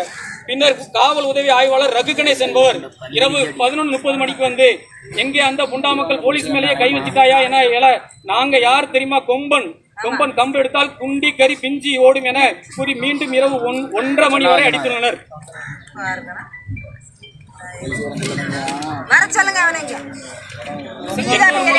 சம்பவத்தை என்பவர் மூலமாக சம்பவத்தை கேள்விப்பட்டு நான் காவல் நிலையத்துக்கு இரவு காவல் நிலையம் சென்றேன். அங்கு எனது மகனும் எனது கணவரும் காயத்துடன் காவல் நிலையத்தில் இருந்தார்கள். அங்கு இருந்தவர்களை நான் விசாரித்த போது உங்கள் கணவர் மீதும் மகன் மீதும் வழக்கு பதிவு செய்யப்பட்டுள்ளது, நீ இனிமேல் நீதிமன்றத்திற்கு சென்று பார்த்துக்கொள் என்று கூறிவிட்டார். இவர் இதுவரை 25க்கும் மேற்பட்ட அப்பாவி நபர்களை அடித்து காயப்படுத்தார் என்பது பொதுமக்களுக்கு நன்கு தெரியும். பின்னர் 21/6/2020 தேதி எனது கணவரையும் மகனையும் சாத்தான்குளம் மருத்துவம் காட்டி தகுதி சான்று பெற்று சாத்தான்குளம் நீதிமன்றத்தில் ஆஜர்படுத்தி கோயில்பட்டி சிறையில் அடைத்துள்ளனர். நேற்று இரவு எனது மகன் கோயில்பட்டி இறந்து விட்டான் என்ற செய்தி தெரிய வந்தது. பின்பு இரவு இன்று காலை 8 மணியில் எனது கணவரும் இறந்து விட்டார் என்ற செய்தி வந்தது. எனது கணவரும் மகனும் ஒரு தவறு செய்யாதவர்கள். எனது மகனுக்கு திருமணமாகவில்லை. எனது கணவரும் எனது மகனும் சாத்தான்குளம் காவல்துறை சேர்ந்த ஆய்வாளர்கள், உதவி ஆய்வாளர்கள், காவலர்கள் மற்றும் தன்னார்வ தொண்டர்கள் ஆகியோர்கள் அவர்கள் அடித்ததன் காரணமாக இறந்துள்ளார்கள். எனது கணவர் மற்றும் மகனை சாத்தான்குளம் போலீஸ் அடித்ததால் இறந்துவிட்டனர். ஆகவே எனது கணவரையும் மகனையும் காட்டுமிராண்டித்தனமாக அடித்து கொலை செய்த ஆய்வாளர் சிறிதர், உதவி ஆய்வாளர்கள் பாலகிருஷ்ணன், பால்துறை, ரகு கணேஷ் மற்றும் காவலர்கள் வேலுமுத்து, ஜெசுராஜ், சாமத்துறை, பாலா மற்றும் தன்னார்வ தொண்டர்களான கணபதி, கண்ணன், ஜேக்கப், எலிசா. மேலும் இந்த சம்பவத்தில் தொடர்புடைய நபர்கள் ஆகியோர்கள் மீது கொலை வழக்கு பதிவு செய்ய வேண்டும் என்றும் மேலும் நபர்கள் உடனடியாக பதவி நீக்க செய்யப்பட வேண்டும் என்றும் இந்த வழக்கை விசாரணை செய்து நீதி மற்றும் நிவாரணம் பெற்றதை கேட்டுக்கொள்கிறேன். இதான் எழுதியிருக்காங்க.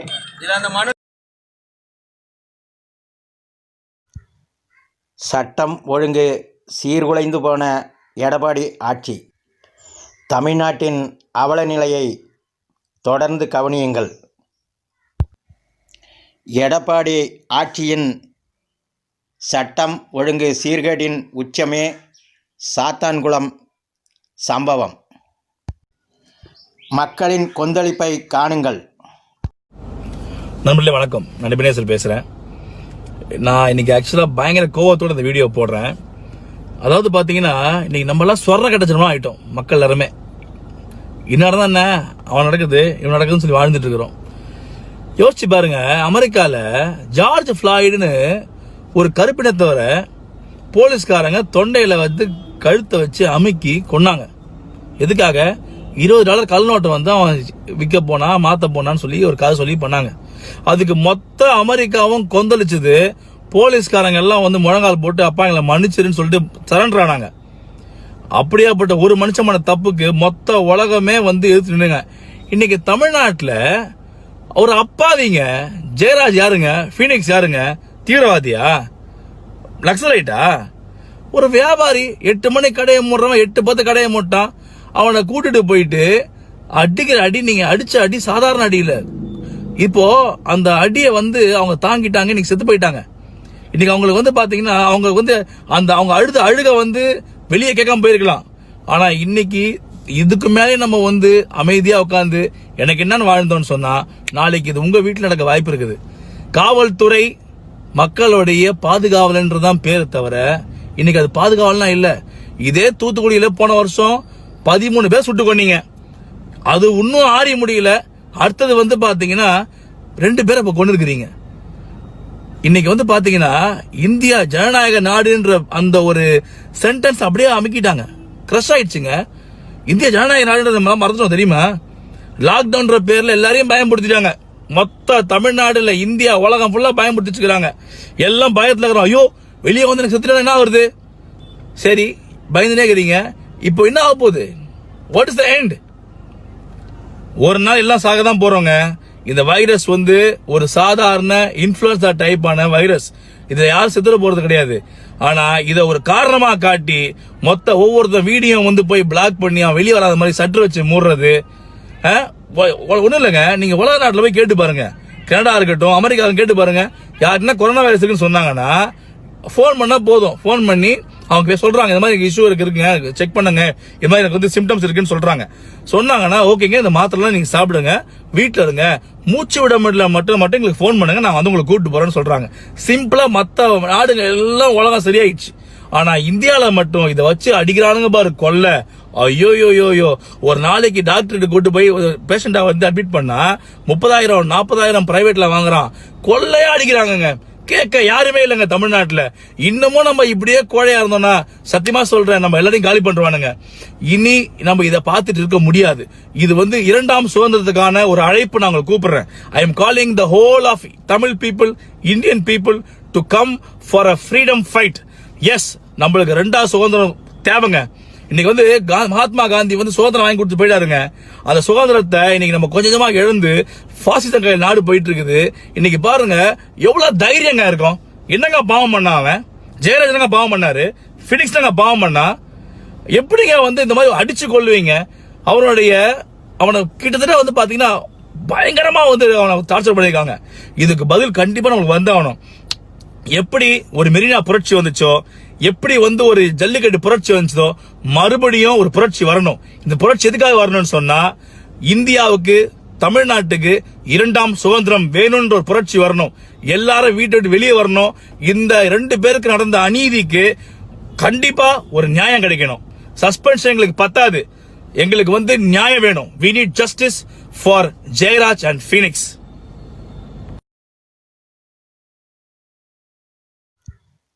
சட்டம் ஒழுங்கு சீர்குலைந்து போன எடப்பாடி ஆட்சி.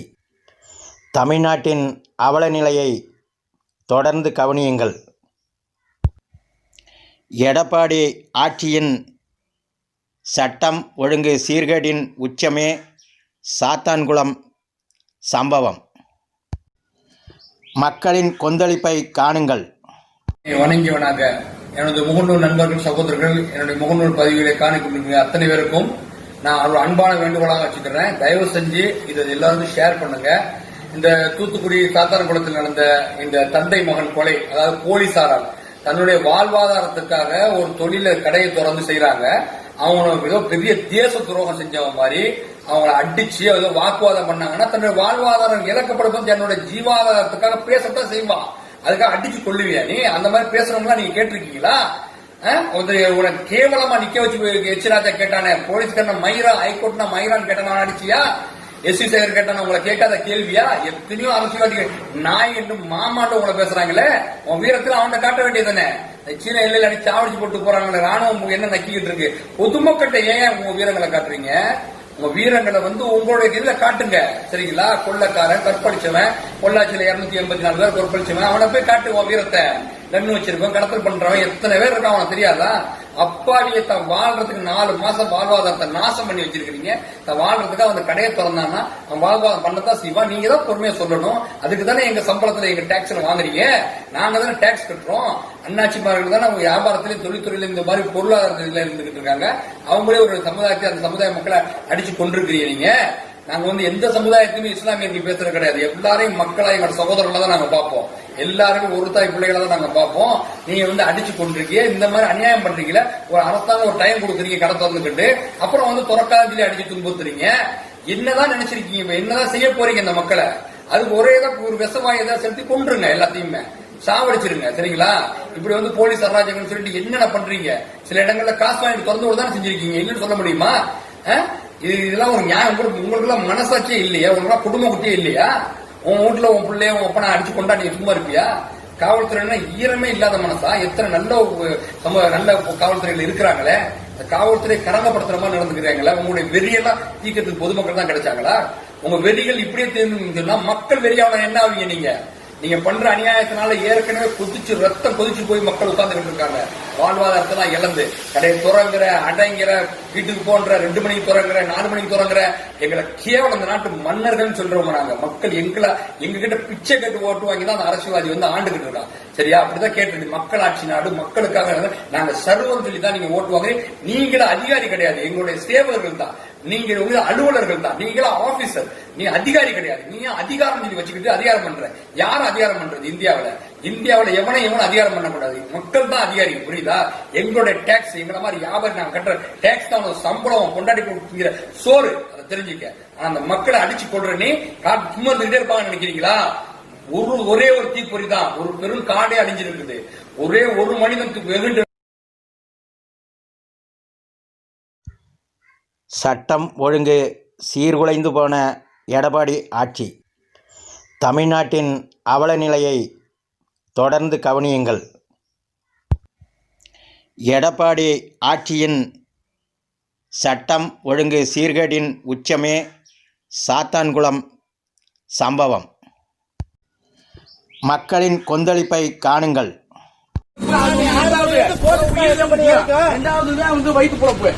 அவன் உயிரை கையில புடிச்சிட்டு வேலை பார்த்துக்கிட்டு சாப்பிட்டாதான் உயிர் வாழணும். ஆமாப்பா, நீ எல்லா பேரும் உட்காந்து எல்லா பேருக்கு புள்ளு, எல்லா பேருக்கு பரவட்ட வாய குறைச்சுக்க. நல்லா இல்ல தெரியும், எல்லா பேருக்கும் தெரியும் நீ என்னென்ன பேசுனீங்க. ஆமாப்பா, சத்தம் போடதாமா செய்வான். 8 மணிக்கு க்ளோஸ் பண்ணுறது எதுக்கு 9 மணிக்கு வச்சிருக்கு. நீ 7:30க்கு வா, 8 மணிக்கு வா, அது எனக்கு தெரியாது. தெரிஞ்சுக்கணுமா? போய் சட்டத்தை போய் என்னென்ன சொல்லி நீ கேளுங்க. அப்படிலாம் கிடையாது. ஆள் வந்திருக்கு, 2 நிமிஷம் போட்டு செத்து போயிட்டாங்க. அதுதான் யாரு பண்ணுவா? அது எடுங்க. சாப்பிடுறது இல்லையா? நீங்களே ஓப்பன் இல்ல இல்ல ஓபன் எல்லாரும் ஒரு வயசு பெருசு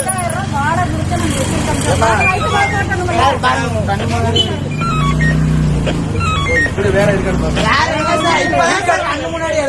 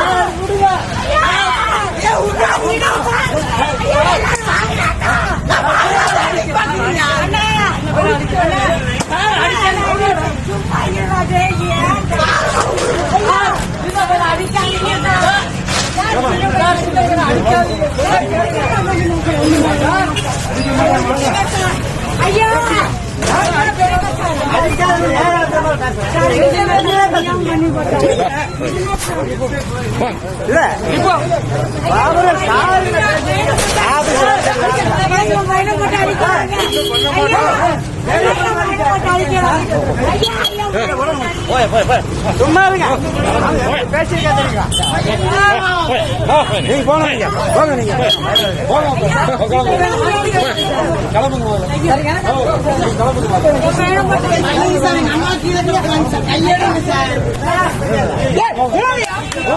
போங்க போங்க நீங்க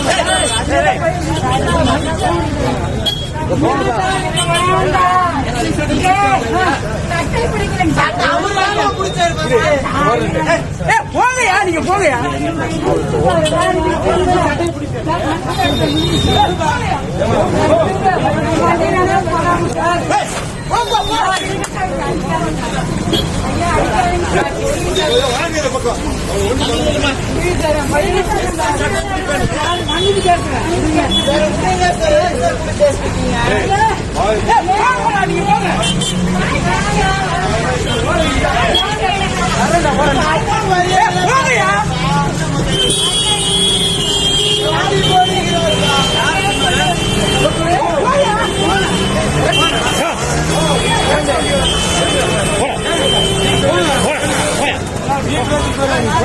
சீக்கிரம் வாங்க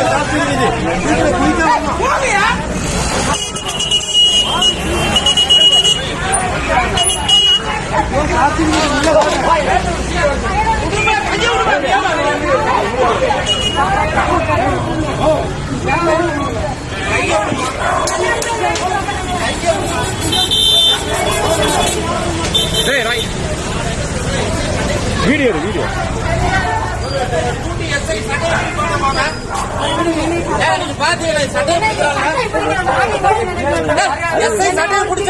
மரியாதை எல்லாம் பேசுறாரு மரியாதை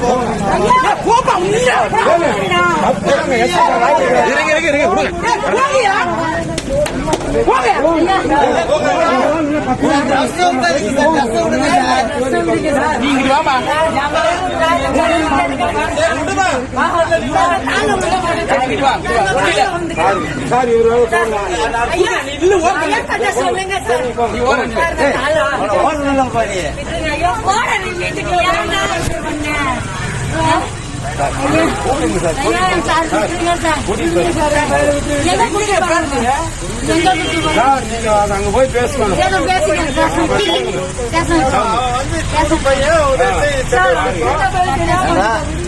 படிக்கலங்க சார்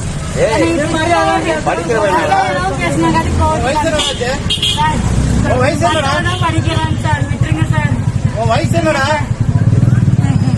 ஐயோ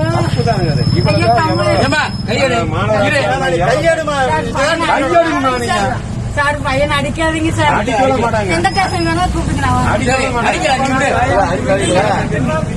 விட்டுருங்க சார் சரி இப்படி நீங்கிட்டு வா பையன் எங்கேயும் ஓட மாட்டேன் இங்கதான் நிற்பான் சரி ஓகே விட்டுருங்க விடுங்க சார். நான் பாத்துக்கிறேன். என்ன பிரச்சனை சார்? ட்ரெஸ் போட்டு என்ன எடுக்க சொன்னீங்க? ட்ரெஸ் போட்டுக்கிறேன் சார். அண்ணா, அவர் அடிக்கிற சாரி சொன்னா கேட்க சாரி நான் சொல்லிட்டேன். சொல்லு, அவர்கிட்ட சொல்லு. சாரி சொல்லு. சாரி சொல்லிட்டேன். Sorry sir. Sir sir sir விட்டுருங்க சார். சார் நாங்க இந்த வண்டி வேணாலும் போட மாட்டோம் சார். 3 மாசம் வாடகை கொடுக்கணும் சார். 3 மாசம் வாடகை கொடுக்கணும். 3 மாசம் வாடகை நீங்க அவர்கிட்ட சொல்லப்படாதா? 3 மாசம் வாடகை கொடுக்கணும் சார். நீங்க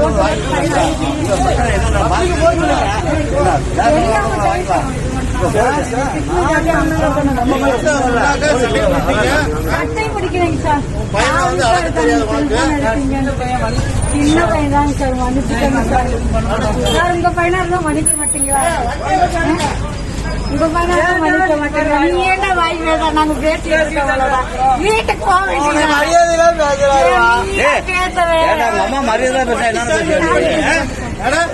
கவர்மெண்ட் வண்டி சாவி எடுப்பண்ணி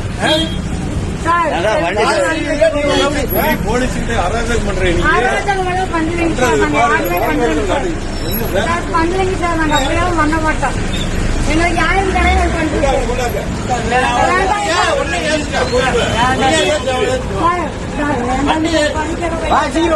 படிக்கிற பையன் நீ அவ்வளவு சொல்லிடுவாங்க.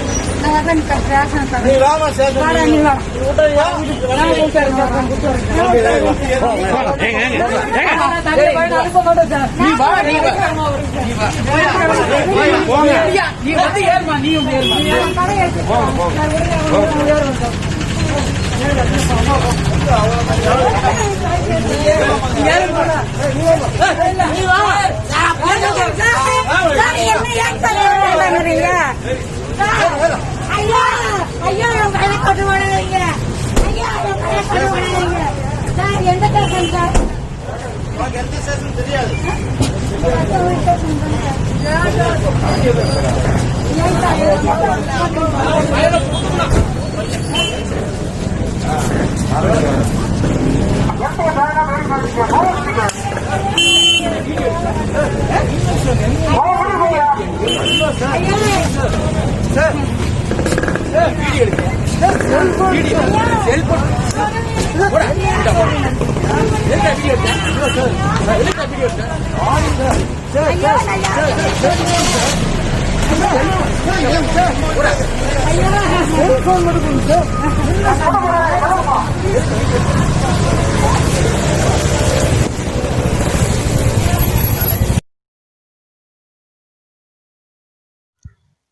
சட்டம் ஒழுங்கு சீர்குலைந்து போன எடப்பாடி ஆட்சி. தமிழ்நாட்டின் அவல நிலையை தொடர்ந்து கவனியுங்கள். எடப்பாடி ஆட்சியின் சட்டம் ஒழுங்கு சீர்கேட்டின் உச்சமே சாத்தான்குளம் சம்பவம். மக்களின் கொந்தளிப்பை காணுங்கள். இந்த வீடியோல சில கெட்ட வார்த்தைகள் வரப்போது, சில அன்பார்லிமெண்டரி வேர்ட்ஸ் வரப்போது. கெட்ட வார்த்தைகளை கேட்கவோ பார்க்கவோ விருப்பம் இல்லாதவர்கள் தயவு செய்து இந்த வீடியோவை இதுக்கு மேல நீங்க பார்க்க வேண்டாம். செய்தியில தூத்துக்குடி மாவட்டத்துல லாக்அப்ல 2 கைதிகள் மரணம் என்ற செய்தியை பார்த்தோம்னா அவங்க யாரோ பெரிய ரவுடி, சமூக விரோதிகள், ஏதோ மிகப்பெரிய குற்றம் செய்திருப்பாங்கன்னு நான் நினைச்சேன். ஆனா முழுசா அதை பத்தி அடுத்தடுத்த செய்திகளை படிக்கும் போது அதிர்ச்சியா இருந்தது. அவங்க செஞ்ச ஆகப்பெரிய குற்றம் என்ன தெரியுமா? ஊரடங்கு நேரத்துல குறிப்பிட்ட டைமுக்கு மேல அந்த கடையை திறந்து வச்சதுக்காக கதற கைது செய்யப்பட்டு ரொம்ப புரூச்சுவலா சித்திரவதை செய்யப்பட்டு லாக்அப்ல வைத்து அவர்கள் இறந்து போயிருக்கிறார்கள். தன்னுடைய கணவனையும் ஒரே மகனையும் இழந்த அந்த அம்மா இருப்பாங்க பாருங்க, அந்த அம்மா எழுதின ஒரு கம்ப்ளைண்ட் இருக்கு, குற்றவியல் நீதித்துறைக்கு எழுதியிருக்கிறாங்க. அந்த கம்ப்ளைண்டோடைய ஒரு சின்ன சுருக்கத்தை நான் உங்ககிட்ட படிச்சு கட்ட ஆசைப்படுறேன். இதுலதான் நான் ஆரம்பத்துல சொன்ன அந்த கெட்ட வார்த்தைகள், அன்பார்லிமெண்டரி வேர்ட்ஸ் எல்லாம் வருது. அதை கேட்க விரும்பாதவர்கள் கேட்க வேண்டாம், பார்க்க வேண்டாம். ஆனா இதான் உண்மை.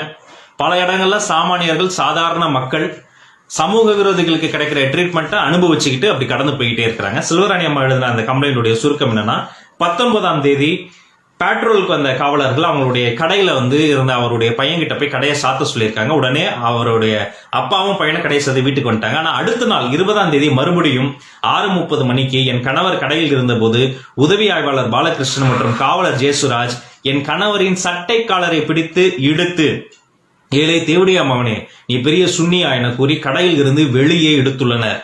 அப்போது எனது மகனும் சுடலைமுத்து மகன் ராஜாராம் மற்றும் சித்திரை தேவர் மகன் கல்யாண சுந்தரம், கிறிஸ்டோபர் மகன் ஆண்டன் பிரகாஷ் ராஜா ஆகியோரும் அந்த சம்பவத்தை பார்த்து உதவி ஆய்வாளரிடம் எதற்காக எனது அப்பாவை இழுத்து செல்கிறீர்கள் என்று கேட்டுள்ளனர். அதற்கு காவல் உதவி ஆய்வாளர் நீ போலீஸ் ஸ்டேஷன் வா என கூறியுள்ளார். உடனே எனது மகனும் அவருடைய நண்பர்கள் பெரிய லிஸ்ட் சொல்றாங்க, அனைவரும் காவல் நிலையத்திற்கு சென்றுள்ளனர். அப்பொழுது பல வழக்கறிஞர்களும் காவல் நிலையத்தில் இருந்துள்ளனர். அங்கு காவல் நிலையம் வாசலில் நின்ற காவல் ஆய்வாளர் ஸ்ரீதர் எனது கணவரை பார்த்து, அதாவது ஜெயராஜ், அவருக்கு 59 வயது பெரியவர், அவரை பார்த்து எனது கணவரை பார்த்து புண்டா மவனே போலீஸை எதிர்த்தா பேசுற என்று கன்னத்தில் அடித்துள்ளார் பையன் முன்னாடி. இதனை கண்ட எனது மகன் எனது அப்பாவை அடிக்காதீர்கள், எனது அப்பா உடல் நலம் இல்லாதவர் என்று கூறி நிலையத்திற்குள் சென்று கேட்டுள்ளார். அப்போது காவல் ஆய்வாளர் ஸ்ரீதர் என் மகனை பார்த்து புண்டா மவனை காவல் நிலையத்திற்குள் வந்து போலீஸை எதிர்த்தா பேசுகிறாய் என்று சொல்லி காவல் உதவி ஆய்வாளர் பால்துறையை பார்த்து இவனையும் சேர்த்து அடியுங்கள் என்று கூறியுள்ளார். எங்க அப்பா ஒரு பேஷண்ட், அவர் கன்னத்துல அறையாதீங்கன்னு சொன்னதுக்கு போலீஸ் ஸ்டேஷன்ல எதிர்த்து பேசுறியான்னு அவரையும் கட்டி வச்சு அடிச்சிருக்காங்க. உடனே உதவி ஆய்வாளர்கள் மற்றும் பால்துறை மற்றும் காவல் நிலைய தன்னார்வ தொண்டர்கள், இதுல என்ன தன்னார்வம் தெரியல, கணபதி, கண்ணன், ஜேக்கப், எலிசா ஆகியோரும் எனது மகனின் கால் மூட்டில் மிதித்து உடைக்க சொல்லியுள்ளார். உடனே அவர்களும் என் மகனின் மூட்டு மற்றும் கால் பாதத்தில் நீண்ட கம்பால் அடித்துள்ளனர்.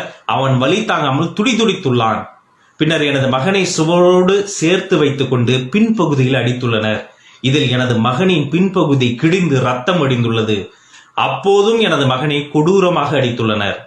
இதனை எனது கணவர் ஜெயராஜ் ஏன் இப்படி எனது மகனை போட்டு அடிக்கிறீர்கள் என்று கூறியுள்ளார். உடனே ஆய்வாளர் ஸ்ரீதர் அவனையும் பிடித்து எடுத்து வாருங்கள் என கூறி மீண்டும் அதே காவலர்கள் எனது கணவரை கம்பால் அடித்து தொடை மற்றும் பின்பகுதியில் அடித்து ரத்தம் சொட்ட சொட்ட லாக்கப்பில் நிர்வாணமாக அடைத்துள்ளனர். அப்பா பையனை அப்படி போட்டு பின்பகுதியில் கடுமை அடிச்சு நிர்வாணப்படுத்தி ஒரே லாக்கப்பில் அடைச்சிருக்கிறாங்க. இரவு 11:30 மணிக்கு பின்னர் காவல் உதவி ஆய்வாளர் ரகு கணேஷ் என்பவர் 11:30 மணிக்கு அதோட முடியல, மறுபடியும் 11:30 இன்னொரு எஸ்ஏ வராரு.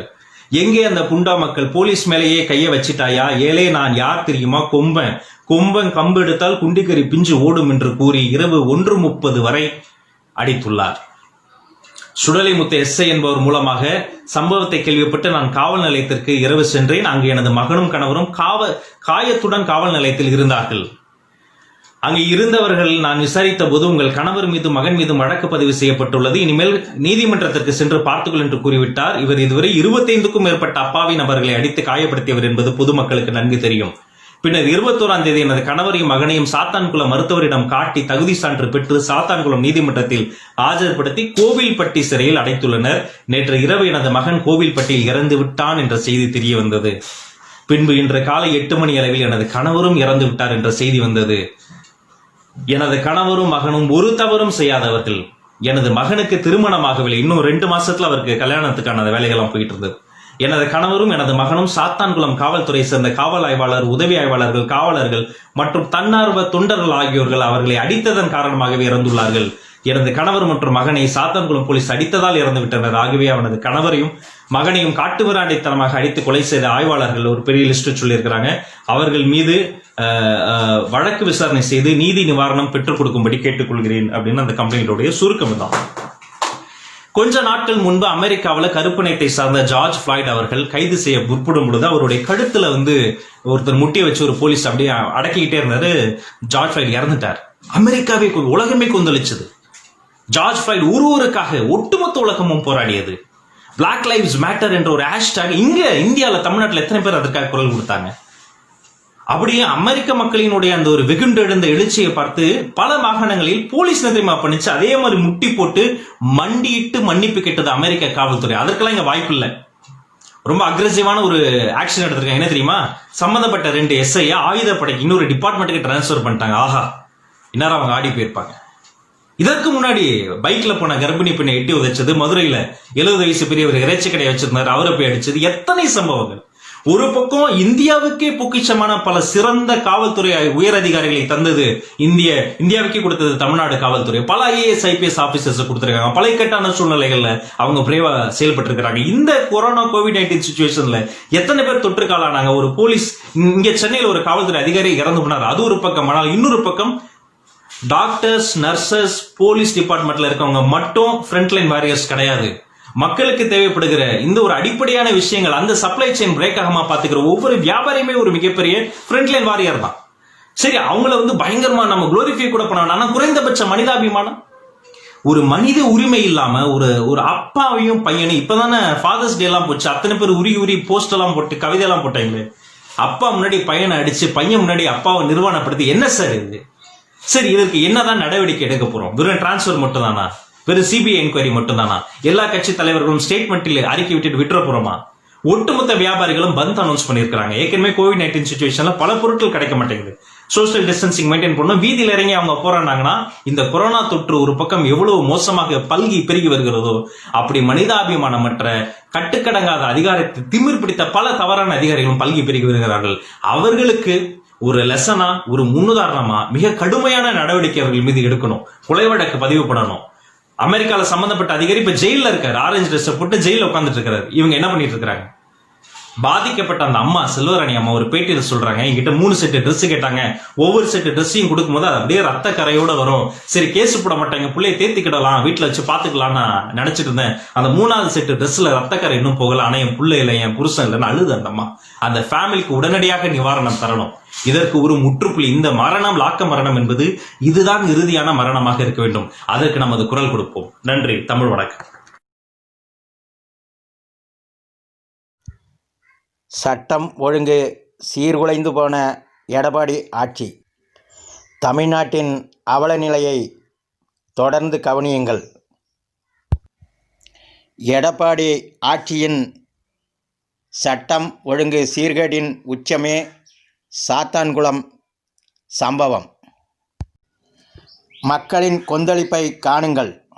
சாத்தான்குளம் நடந்தது மாதிரி நடக்கும். இனிமே சாத்தான்குளம் என்ன சொல்லுது, நமக்கு என்ன உதாரணம் சொல்லுதுன்னா, இனிமே எதிர்த்து கேள்வி கேட்க கூடாது. எதிர்த்து கேள்வி கேட்டா கொல்லுவோம். ஆசனவாயில குச்சியை விட்டு நாங்க அடிச்சு ரத்தம் பெருக நாங்க கொல்லுவோம் அப்படின்னு சொல்றாங்க. இது ஏத்துக்க முடியுமா? இது என்ன ஜனநாயக நாடா? அரசியல் சட்டத்துப்படிதான் இதெல்லாம் நடந்துகிட்டு இருக்கா? நாங்க கேக்குறோம், இதே பணக்காரனுக்கு, ஆத்து மணலை கொள்ளையடிக்கிறவனுக்கு, தாது மணலை கொள்ளையடிக்கிறவனுக்கு, ஊர் சொத்த உலையில போட்டவனுக்கு ஆசனவாயில சொருகிடுவீங்களா? பணக்காரன் போய் வேலை கட்டிடுவீங்களா? கொஞ்சம் யோசிச்சு பாருங்க. உங்கள் சட்டம், உங்களோட வேலை, உங்களோட அதிகாரம் எல்லாம் யார்கிட்ட வேலை செய்யுது? ஏழைகளின் மீது வேலை செஞ்சுட்டு இருக்கு. சட்டம் ஒழுங்கு சீர்குலைந்து போன எடப்பாடி ஆட்சி. தமிழ்நாட்டின் அவல நிலையை தொடர்ந்து கவனியுங்கள். எடப்பாடி ஆட்சியின் சட்டம் ஒழுங்கு சீர்கேடின் உச்சமே சாத்தான்குளம் சம்பவம். மக்களின் கொந்தளிப்பை காணுங்கள். கொண்டு போய் அடிக்கும் போதே உளவுத்துறைக்கு தெரியுமா தெரியாதா? இன்னைக்கு எத்தனை பேரை காவல் நிலையத்தில் வச்சிருக்கீங்க? எஸ்பிசிஐடி ரிப்போர்ட் எடுத்து எஸ்பிக்கு அனுப்புவாரா, அனுப்ப மாட்டாரா? அதே போல ஐஎஸ் எடுத்து கமிஷனருக்கு அனுப்புவாரா, அனுப்ப மாட்டாரா? ஒவ்வொரு நிமிடமும் போலீஸினுடைய அமைச்சருக்கு போகுமா, போகாதா? ஐஜி, உளவுத்துறை ஐஜிக்கு இந்த சம்பவம் தெரியுமா தெரியாதா? அப்ப ரஜினிகாந்துக்கு போலீஸ் அடிச்சாதான் கோவம் வரும். போலீஸ் யார் அடிச்சாலும் கோவம் வராது, அப்படிதானே? போலீஸை யாராவது தொட்டுட்டா அவர் பொங்கி எழுந்துருவாரு. கமல்ஹாசன் எங்கங்க? மக்கள் நீதி மையம் ஆலயம் காணா, பேரையும் காணா. ரஜினிகாந்த் சொல்லிக்கிட்டே இருக்கீங்க, கமல்ஹாசன் எங்கங்க? என்னமோ நான் தான் நாட்டில் புரட்சி பண்ண போறேன், நான் தான் அடுத்து நாட்டை ஆள போறேன், மயிரை புடுங்க போறேன், மட்டையை திரிக்க போறேன்ட்டு வந்தாங்க. எச் ராஜாவனுடைய கருத்துல, அந்த கருத்துல நான் உடன் பண்றேன். போலீஸோட ஈரல் அழுகி போச்சு அப்படின்னு தான் நம்ம சொல்லணும். அப்படிதானே சொன்னாரு. கரப்டட் போலீஸ்ன்னு சொன்னாரு. கிறிஸ்தவர்கிட்டையும் இஸ்லாமியர்கள்ட்டையும் காசு வாங்குற போலீஸ்ன்னு சொன்னாரு. அப்பெல்லாம் கோவப்படாத போலீஸ் அந்த மாதிரியான இடங்கள்ல இந்த மாதிரி கொம்பன்களை எல்லாம் போடுமா? இந்த கொம்பை கறி எடுக்காம விட மாட்டான்னு சொல்ற கொம்பனை எல்லாம் அங்க போடுமா? இல்ல அந்த கொம்பனுக்கு தான் கம்பெடுத்து சுத்துற அளவுக்கு தைரியம் இருக்கா? சிரிப்பு நடிகர் எச் வி சேகரை கைது பண்ண துப்புள்ள இந்த காவல்துறைக்கு 4 அப்ப போலீஸ் இருந்திருந்தாருன்னா இவருக்கு போலீஸோட அடி, போலீஸோட வழி என்னன்னு எச் ராஜாவுக்கு தெரிஞ்சிருக்கும். அன்னைக்கே பொலன்னு பொழந்திருந்தா உயர் நீதிமன்றமாவது மயிராவதுன்னு பேசின எச் ராஜாவை அன்னைக்கே 4 அறை அரைஞ்சிருந்தா சரியா வந்திருக்கும். ஏன் அறையல? அன்னைக்கு அறைகிறதுக்கு ஆள் இல்லை, அடிக்கிறதுக்கு போலீஸ் இல்ல, போலீஸுக்கு தெம்பு இல்ல. வில்சன் கொலை செய்தது தவறுதான். இப்ப யாரு அதை கண்டிக்காம இருந்தது? யாரு? வில்சனை கொலை செஞ்சது சரின்னு நாங்கெல்லாம் பேசணுமா? வில்சனை கொலை செய்வதுதான் சரின்னு நாங்க பேசணுமா? யார் கொலை செய்தாலும் அதை இதுக்கு முன்னாடி தூத்துக்குடி மாவட்டத்தில் 13 பேரை சுட்டுக் கொண்டுச்சே காவல்துறை, அதற்கு எந்த விதமான நடவடிக்கை இல்லை. காவல்துறைக்கு என்ன தைரியம் சொல்லுங்க பாப்பா? அரசு என்னை காப்பாற்றி விடும்ன்ற தைரியம் மட்டும்தான். அரசு காப்பாற்றுறதுன்ற நிலைமை வந்துச்சுன்னா காவல்துறை இப்படி நடந்து கொள்ளும் நீங்க நினைக்கிறீங்களா? அது சொல்லுங்க நீங்க. நான் என்ன கேட்கிறேன், 20 லட்சம் சும்மா கொடுப்பாரு? சும்மா எதுக்கு கொடுக்கணும்னு கேட்குறேன். நான் என்ன கேட்குறேன், அப்படி காவல் நிலையத்திலிருந்து யாராவது கைதியை அழைச்சிட்டு போய் மரணம் அடைஞ்சிருக்கிற எல்லாருக்கும் காசு கொடுத்துட்டாரா இது வரையும் எடப்பாடி? சொல்லுங்க, கொடுத்துருக்காரா? இல்லை எடப்பாடி கொடுத்துருக்காரு, இதுக்கு முன்னாடி திமுக எதுவும் கொடுத்துருக்கா? திமுக 25 லட்சம் கொடுக்குது, இது வரைக்கும் கொடுத்துருக்கா வேற யாருக்காவது? சகாயம் எங்க இருக்காரு யாருக்காவது தெரியுமா? இப்ப எந்த துறையில வேலை செய்யறாருன்னு உங்களுக்கு தெரியுமா? சகாயம் சொல்லுங்க. அப்படி நேர்மையான அதிகாரிகளை ஏன் அரசு பயன்படுத்த தவறுது? அவ பயன்படுத்த தவறுதுன்னா அதோட நோக்கம் என்ன? தான் கரப்டடா இருக்கணும், தன்னோட கரப்டடுக்கு இவங்க எல்லாம் நம்மளுக்கு உறுதுணையா இருக்கணும் அப்படின்றதுக்காகத்தானே இப்படியான ஆட்கள்.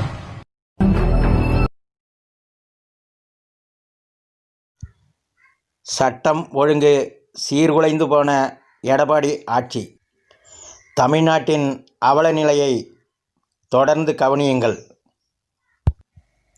எடப்பாடி ஆட்சியின் சட்டம் ஒழுங்கு சீர்கேடின் உச்சமே சாத்தான்குளம் சம்பவம். மக்களின் கொந்தளிப்பை காணுங்கள். அதே நேரத்துல மூச்சு திணறல் காரணமாக தான் பென்னிக்ஸ் இறந்தாரு அப்படின்னு ஆளுங்கட்சியால சொல்லப்பட உடனடியாக இதை கெட்டியாக பிடித்துக் கொண்ட எம்பியான கனிமொழி இன்னும் உடற்கூறாய்வு முடிவே வெளியில வரல, அதற்குள்ளாக பழனிசாமிக்கு எப்படி இருந்தாங்க அப்படின்னு தெரிய வந்தது அப்படின்னு கடுமையான தன்னுடைய கண்டனங்களை அவங்க தெரிவிச்சாங்க. தொடர்ந்து வன்முறை தான் காரணம் அப்படின்னு தெளிவா தெரிஞ்சும் கூட உண்மைக்கு புறம்பா முதலமைச்சர் பேசுறாரு, அப்படி இருக்க காவல்துறை மீது அவர் எப்படி நடவடிக்கை எடுப்பாரு அப்படின்னு கேள்வி எழுப்பியிருக்காங்க கனிமொழி. ஏன்னா காவல்துறை யாருடைய கையில இருக்குன்னா முதல்வருடைய கையில தான் இருக்கு. அடுத்து பாதிக்கப்பட்ட குடும்பத்தினரை நேர்ல சந்திச்சு ஆறுதல் தெரிவிச்சது மட்டும் இல்லாம அடுத்து ஜெயராஜ் மற்றும் பென்னிக்ஸோடைய இறுதி சடங்குல கலந்துகிட்டு பாதிக்கப்பட்ட குடும்பத்துக்கு நேர்லயும் ஆறுதல் சொல்லியிருக்காங்க கனிமொழி. அத்தோடு அப்பா மகனுடைய இறப்பை விசாரிக்கணும் அப்படின்னு சொல்லி தேசிய மனித உரிமை ஆணையத்துல புகார் மனுவும் செஞ்சிருக்காங்க கனிமொழி. இது எல்லாமே அந்த வட்டாரத்துல கனிமொழிக்கு கூடுதலான ஆதரவை கொடுத்துட்டே இருக்கு. இந்த விவகாரத்தை அவங்க விடுறதா இல்ல அப்படின்னும் உளவுத்துறை முதலமைச்சருக்கு நோட் போட்டு கொடுத்திருக்காங்க. ஜெயராஜுடைய குடும்பத்துக்கு அந்த ஏரியாவில எந்த விதமான கெட்ட பேரும் கிடையாது, அவ்வளவு தங்கமான ஒரு குடும்பம் அப்படிங்கிற பேர் இருக்கு. அடுத்த மாதத்துல பென்னிக்ஸுக்கு திருமணம் நடக்கிறதா இருந்தது. இப்படியான சூழல்ல தான் 2 பேரும் இறந்திருக்காங்க. இதுவும் அந்த பகுதியில கூடுதல் கொந்தளிப்புக்கான ஒரு காரணமா இருக்கு. எல்லாமே அதிமுக மீது ஒரு கடுமையான கோபத்தை உருவாக்கி.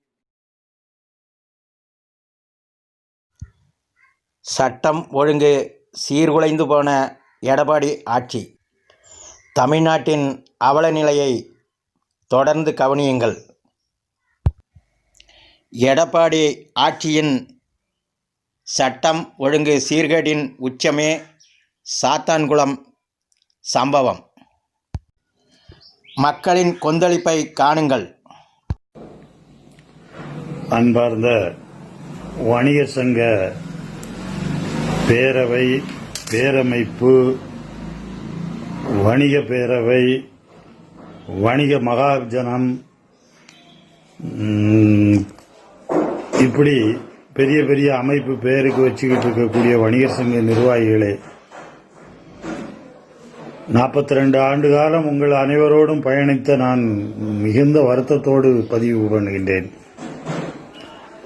இதை ஒரு நாள் கடையடைப்பு அப்படி என்று சொல்லி, அது ஒரு நாள் கடையடைப்பில் இது சரியாகக்கூடிய பிரச்சனை இல்லை. சாத்தான்குளம் கொலை பிரச்சனை, 2 உயிர்களை அடித்தே கொண்டிருக்கிறார், லாடம் கட்டி இருக்காங்க. அந்த அளவுக்கு அந்த வியாபாரி என்ன செஞ்சான்? அதனால இதுல சாதுரியமா வேலை செய்யணும்னா ஒரு வழக்கறிஞர், திறமையான வழக்கறிஞர் டீமை ரெடி பண்ணுங்க. இந்த அமைப்பு 5 நாளில் யாராவது ஒரு ஆள் அந்த பொறுப்பு எடுத்து மிகச்சரியாக வழக்கறிஞர் டீமை வச்சு அவங்கள எல்லாரையுமே எஃப்ஐஆர் போட வச்சு இந்த ஒரு இரட்டை கொலையை அவங்க அந்த சம்பந்தப்பட்ட ஆட்களெல்லாம் டிஸ்மிஸ் பண்ற அளவுக்கு வேலை செய்யுங்க. ரொம்ப முக்கியமா பார்க்க வேண்டியது, சாத்தான்குளத்தில் ஒரு பிரச்சனை நடந்திருந்தா சிறுவைகுண்டம் சப் ஜெயில் இருக்கு, திருச்செந்தூர் சப் ஜெயில் இருக்கு, அங்கெல்லாம் கொண்டு வைக்காம கோயில்பட்டி சப் ஜெயில கொண்டு போய் வைக்கணும்னு என்ன இது? ஏன் பாளையங்கோட்டையில இருந்து சென்ட்ரல் ஜெயில் இருக்கு, இதெல்லாம் விட்டுட்டு கோயில்பட்டி சப் ஜெயில கொண்டு போய் வச்சு அடிச்சாங்களா? அங்க வச்சு என்ன கொண்டாங்க? இவங்களை ரிமாண்ட் பண்ண போகும்போது அந்த நீதிபதி இவங்களை பார்த்து எப்ப அடிச்சாங்களா, வாங்கினாங்களா, என்னன்னு ஒரு வார்த்தை கேட்டாங்களா? ஸோ சரியான ஒரு தீர்வு அந்த நீதிபதியை கலெக்டர் அமைச்சிருக்க நீதிபதி முன்னாடி இதெல்லாம் கரெக்டா கொண்டு போய் நிப்பாட்டி அந்த சம்பந்தப்பட்டவன் அத்தனை பேரை சொக்காய கழட்டுங்க. அப்பதான் இந்த வியாபாரிக்குன்னு ஒரு மரியாதை இருக்கும். இங்க மட்டும் இல்ல, இந்த காவல்துறையில சில கருப்பாடுகள் இருந்துகிட்டு அங்கங்க வியாபாரிய படுத்துற கொடுமை தாங்க முடியலைங்க. இந்த கடந்த ஒரு 3 வருஷமா நானும் பார்த்துக்கிட்டு இருக்கிறேன். அமைதியாகவும் பொறுமையாகவும் கவனிச்சுக்கிட்டு வரோம். மாமூலு, லஞ்சம், ரவுடிசம் எல்லாம் காவல்துறை தான் பண்ணிது. நிறைய பார்த்துக்கிடுங்க. இதை முறைப்படி செய்யுங்க. இதை சும்மா விட்டுறாதங்க. இந்த விஷயத்த உங்க வணிகர் சங்க பெரியவர்களே, ஐயா உங்களை எல்லாரும் கேட்டுக்கிடுறோம். தயவுசெய்து நமக்கு மாநாடு நடத்துறதோட முடிஞ்சு போச்சுன்னு பார்க்காதங்க. உங்களுக்கு அன்பான வேண்டுகோள்.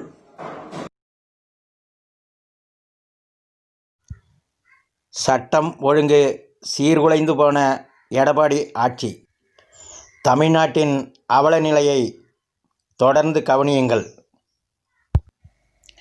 எடப்பாடி ஆட்சியின் சட்டம் ஒழுங்கு சீர்கேடின் உச்சமே சாத்தான்குளம் சம்பவம். மக்களின் கொந்தளிப்பை காணுங்கள். ஆசின் ஒரு அயோக்கிய நாய்க்காரன் நாகர்கோவில பல பெண்களை கற்பழிச்சு ஏமாத்திருக்கிறான், பணம் வாங்கியிருக்கிறான். அவனை லத்தி வச்சு இந்த காவல்துறை அடிக்குமா? பொள்ளாச்சியில பார் நாகராஜில் ஆரம்பிச்சு பல பரதேசிகள் பெண்களை வாழ்க்கையை சீரழிச்சானுங்க. அவர்களை பிரியாணி கொடுத்து வரவேற்கிற இந்த காவல்துறை அவர்களுடைய லத்தி வச்சு அடிக்குமா? ஆட்டுமல் அள்ளி விற்கிறவன, கள்ளச்சாரையை விற்கிறவன, மலையை கடத்தி விற்கிறவன, மக்களை ஏமாத்துற இந்த திராவிட திருட்டு கும்பல்களை இந்த காவல்துறை அதிகாரிகள் லத்தி வச்சு அடிப்பானா? அப்ப அதிகாரம் இருந்தால், பணம் இருந்தால், பதவி இருந்தால் ஒரு மதிப்பு. ஆனா அதிகாரமற்ற அப்பாவிகள் கையில் சிக்கினால் காவல்துறை. சட்டம் ஒழுங்கு சீர்குலைந்து போன எடப்பாடி ஆட்சி. தமிழ்நாட்டின் அவல நிலையை தொடர்ந்து கவனியுங்கள். எடப்பாடி ஆட்சியின் சட்டம் ஒழுங்கு சீர்கேடின் உச்சமே சாத்தான்குளம் சம்பவம். மக்களின் கொந்தளிப்பை காணுங்கள். காவல்துறை உங்கள் நண்பன். சூப்பர். தூத்துக்குடி மாவட்டம் சாத்தான்குளத்தில் நடந்த வியாபாரிகள் அடிச்சு கொண்ட வழக்குல தமிழ்நாடு அரசு என்ன தீர்ப்பு வழங்கியிருக்கு அப்படின்னா, செத்தவங்களோட வீட்டுக்கு பணமும் ஒரு கவர்மெண்ட் வேலையும் தரேன்னு சொல்லியிருக்கு. என்னடா இது நியாயம்? அந்த குடும்பத்தோட தலைவன் இல்ல, அந்த குடும்பத்தோட கடைசி வாரிசும் இல்ல. செத்தது யாருன்னு கூட எனக்கு தெரியாது. விசாரணைங்கிற பேர்ல கூட்டு போய் இப்படி பண்ணிருக்கீங்களே, உங்க குடும்பத்துல உங்க சொந்தக்காரங்க ஒருத்தர் இப்படி கூட்டு போய் பண்ணியிருந்தா என்ன சும்மா இருப்பீங்களா? மணி என்ன 11 மணி ஆச்சு, நல்லா தூங்குறீங்களா? செத்தரோட வீட்டுல எப்படி ஒப்பாரி சத்தம் இன்னும் காலையில கேட்டுக்கிட்டு இருக்கு. அப்ப நாளை பின்ன எங்களுக்கு இதே மாதிரி நிலைமை தானா? அடிச்சு கொண்டுருவீங்க, நிவாரண நிதி கொடுத்து எங்களை ஏமாத்துவீங்க. என்னங்கடா உன் சட்டம்?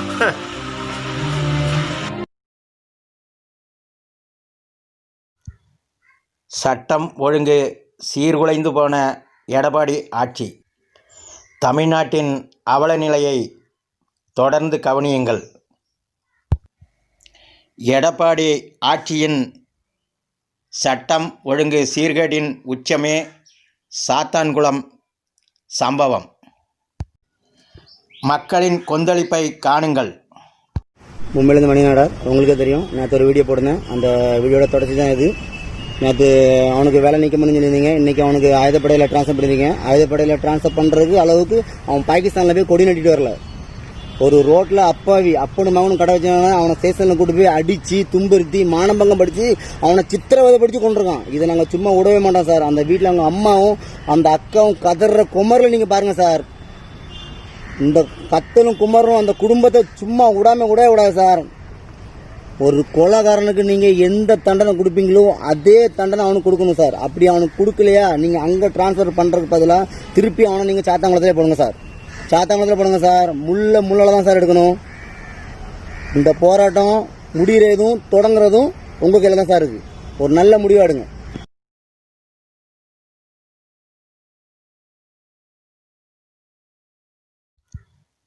சட்டம் ஒழுங்கு சீர்குலைந்து போன எடப்பாடி ஆட்சி. தமிழ்நாட்டின் அவல நிலையை தொடர்ந்து கவனியுங்கள். எடப்பாடி ஆட்சியின் சட்டம் ஒழுங்கு சீர்கேடின் உச்சமே சாத்தான்குளம் சம்பவம். மக்களின் கொந்தளிப்பை காணுங்கள். அப்பா பையன் 2 பேரையும் அடிச்சு கொண்ட போலீஸ், இது கொரோனான்னு கவர் பண்ண டாக்டர், பாராத்துல ஜட்ஜ்மெண்ட் கொடுத்த கோர்ட்டு, செத்தவனுக்கு 10 லட்சம்னு சொன்ன அரசாங்கம், பணத்தை கொடுத்தா பீய கூட தின்னலான்ற ஆளுங்க இருக்கிற வரைக்கும் ஒன்னும் பண்ண முடியாது. வாழ்க அரசாங்கம், மலர்க தமிழ்நாடு.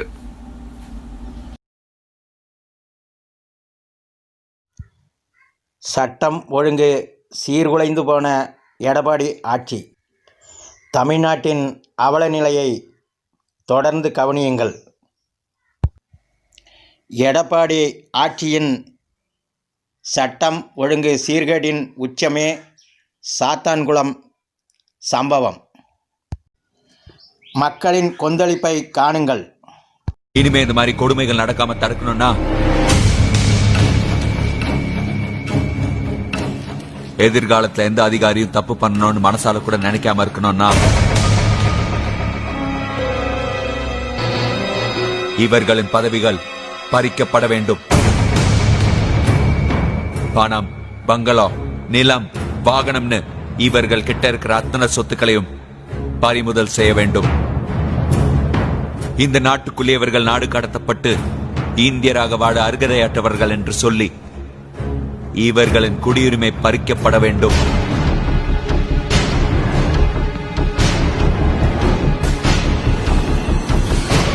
இவர்களுடைய மனைவி, தாய், தகப்பன், மாமன், மாமி, மகன், மகள், சித்தப்பன், பெரியப்பன், பேரன், பேத்தி, இவர்களுக்கு பெண் கொடுத்தோர், பெண் எடுத்தோர், பிள்ளைக்கு பெண் கொடுத்த வேட்டகத்தார், அவர்களுக்கு பெண் கொடுத்தோர் என்று அனைவரின் குடியுரிமையும் சேர்த்து பறிக்கப்பட வேண்டும். ஊழல் பணத்தில் இவர் பிள்ளைகள் பெற்ற பட்டங்களும் பறிமுதல் செய்ய வேண்டும். இது அதிகார வர்க்கத்துக்கு ஒரு எச்சரிக்கை. இது உடனே சட்டமாக்கப்பட வேண்டும்.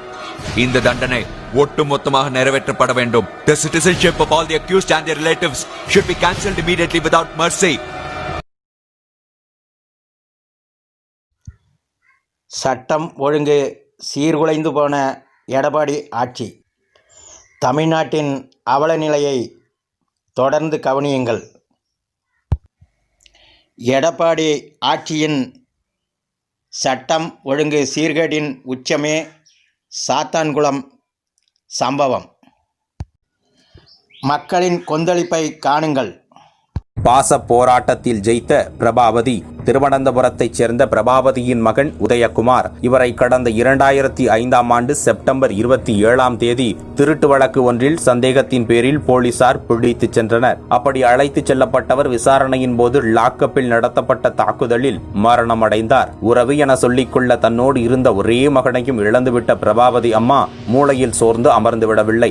மகனின் இறப்புக்கு நீதி கேட்டு தொடர்ச்சியாக போராடினார். 13 ஆண்டுகளாக நடந்து வந்த இந்த வழக்கில் திருவனந்தபுரத்தில் உள்ள சிபிஐ சிறப்பு நீதிமன்றம் கடந்த ஆண்டு தீர்ப்பு கூறியது. விசாரணைக்காக பூங்காவிலிருந்து உதயகுமாரை அழைத்துச் சென்று லாக்கப்பில் வைத்து விசாரணை என்ற பெயரில் அடித்துக் கொன்றதாக ஜிதக்குமார், ஸ்ரீகுமார் என்ற 2 காவலர்களுக்கு தூக்கு தண்டனையும், சாட்சிகளை களைத்தல், பொய் ஆவணங்களை உருவாக்குதல் உள்ளிட்ட குற்றங்களுக்காக அப்போது பணியிலிருந்து பிறகு ஓய்வு பெற்ற எஸ்பிக்கள் TK ஹரிதாஸ், சபு, டிஎஸ்பியான அஜித்குமார் ஆகியோருக்கு 3 ஆண்டுகள் சிறை தண்டனையும் விதிக்கப்பட்டது. சிபிஐ சிறப்பு நீதிமன்ற நீதிபதி நாசர் அளித்த இந்த தீர்ப்பு காவல்துறையின் அத்துமீறல்களுக்கு எதிராக தொடர்ந்து போராடும் சமூக ஆர்வலர்கள் மத்தியில் பெரும் வரவேற்பை பெற்றது. இப்போது தூக்கு தண்டனை விதிக்கப்பட்ட காவலர்கள் குடியரசுத் தலைவருக்கு கருணை மனு போட்டு காத்திருக்கிறார்கள். இப்படியான வழக்கின் தீர்ப்பு குறித்து காவலர்களுக்கு பயிற்சி காலத்திலேயே ஏன் பாடம் நடத்தக்கூடாது என்னும் கேள்வியும் இங்கு முக்கியத்துவம் பெறுகிறது.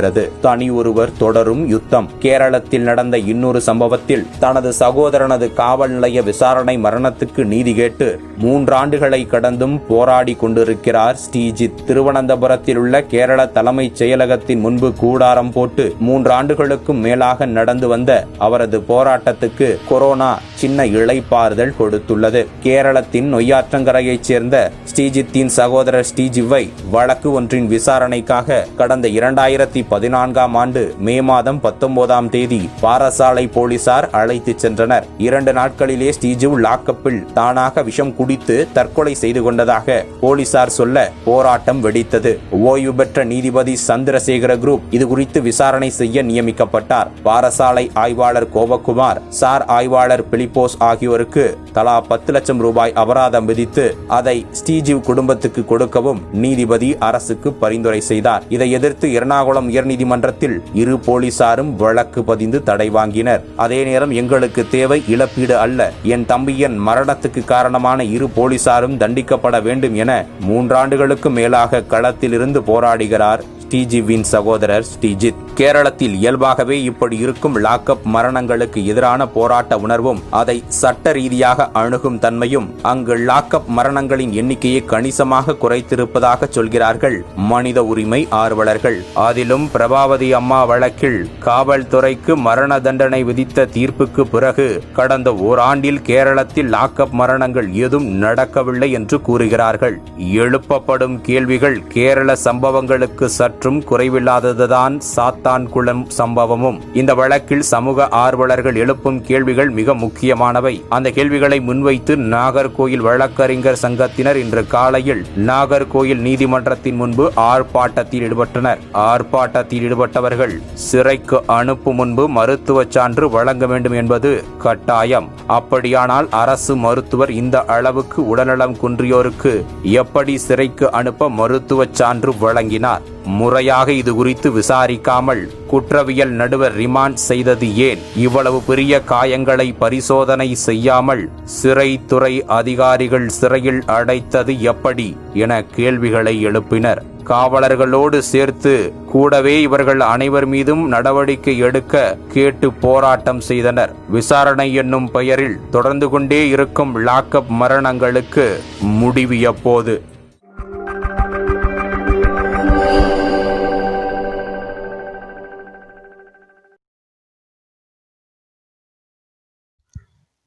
சட்டம் ஒழுங்கு சீர்குலைந்து போன எடப்பாடி ஆட்சி.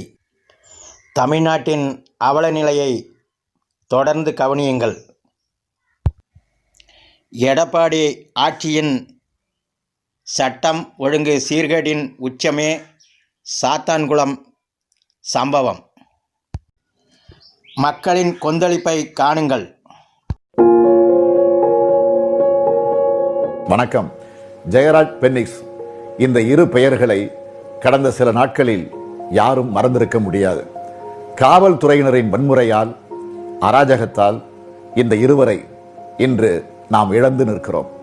கடந்த 2 தினங்களாக இந்த சம்பவம் பற்றி வரும் செய்திகளை, புகைப்படங்களை, உறவினர் கூறும் நிகழ்வுகளை, நண்பர்கள் பகிரும் சோகங்களை காணும்போது மனம் ஏற்க மறுக்கிறது.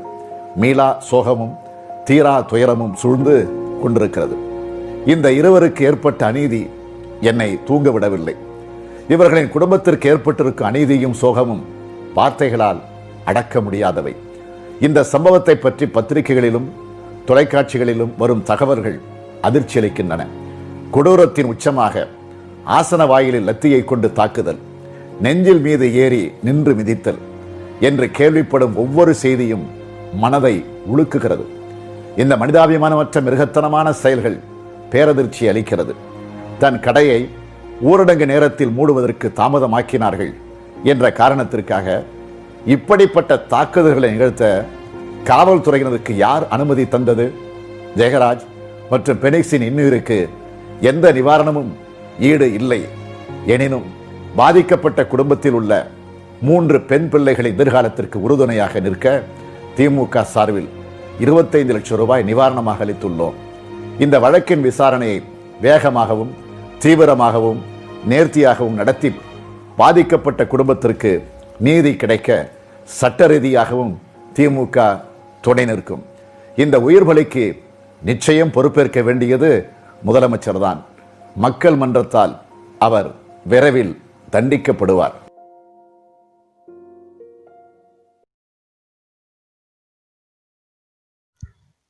சட்டம் ஒழுங்கு சீர்குலைந்து போன எடப்பாடி ஆட்சி.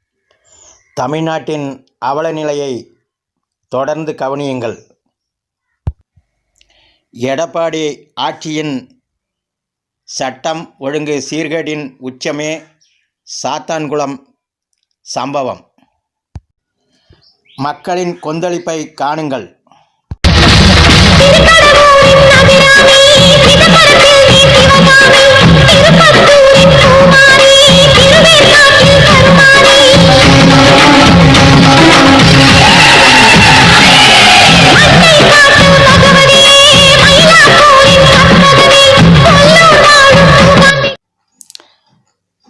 தமிழ்நாடு அரசு சட்டம் ஒழுங்கின் சீர்கேட்டை மத்திய அரசாங்கம் தொடர்ந்து கண்காணித்து உரிய நடவடிக்கையை எடுக்க வேண்டும்.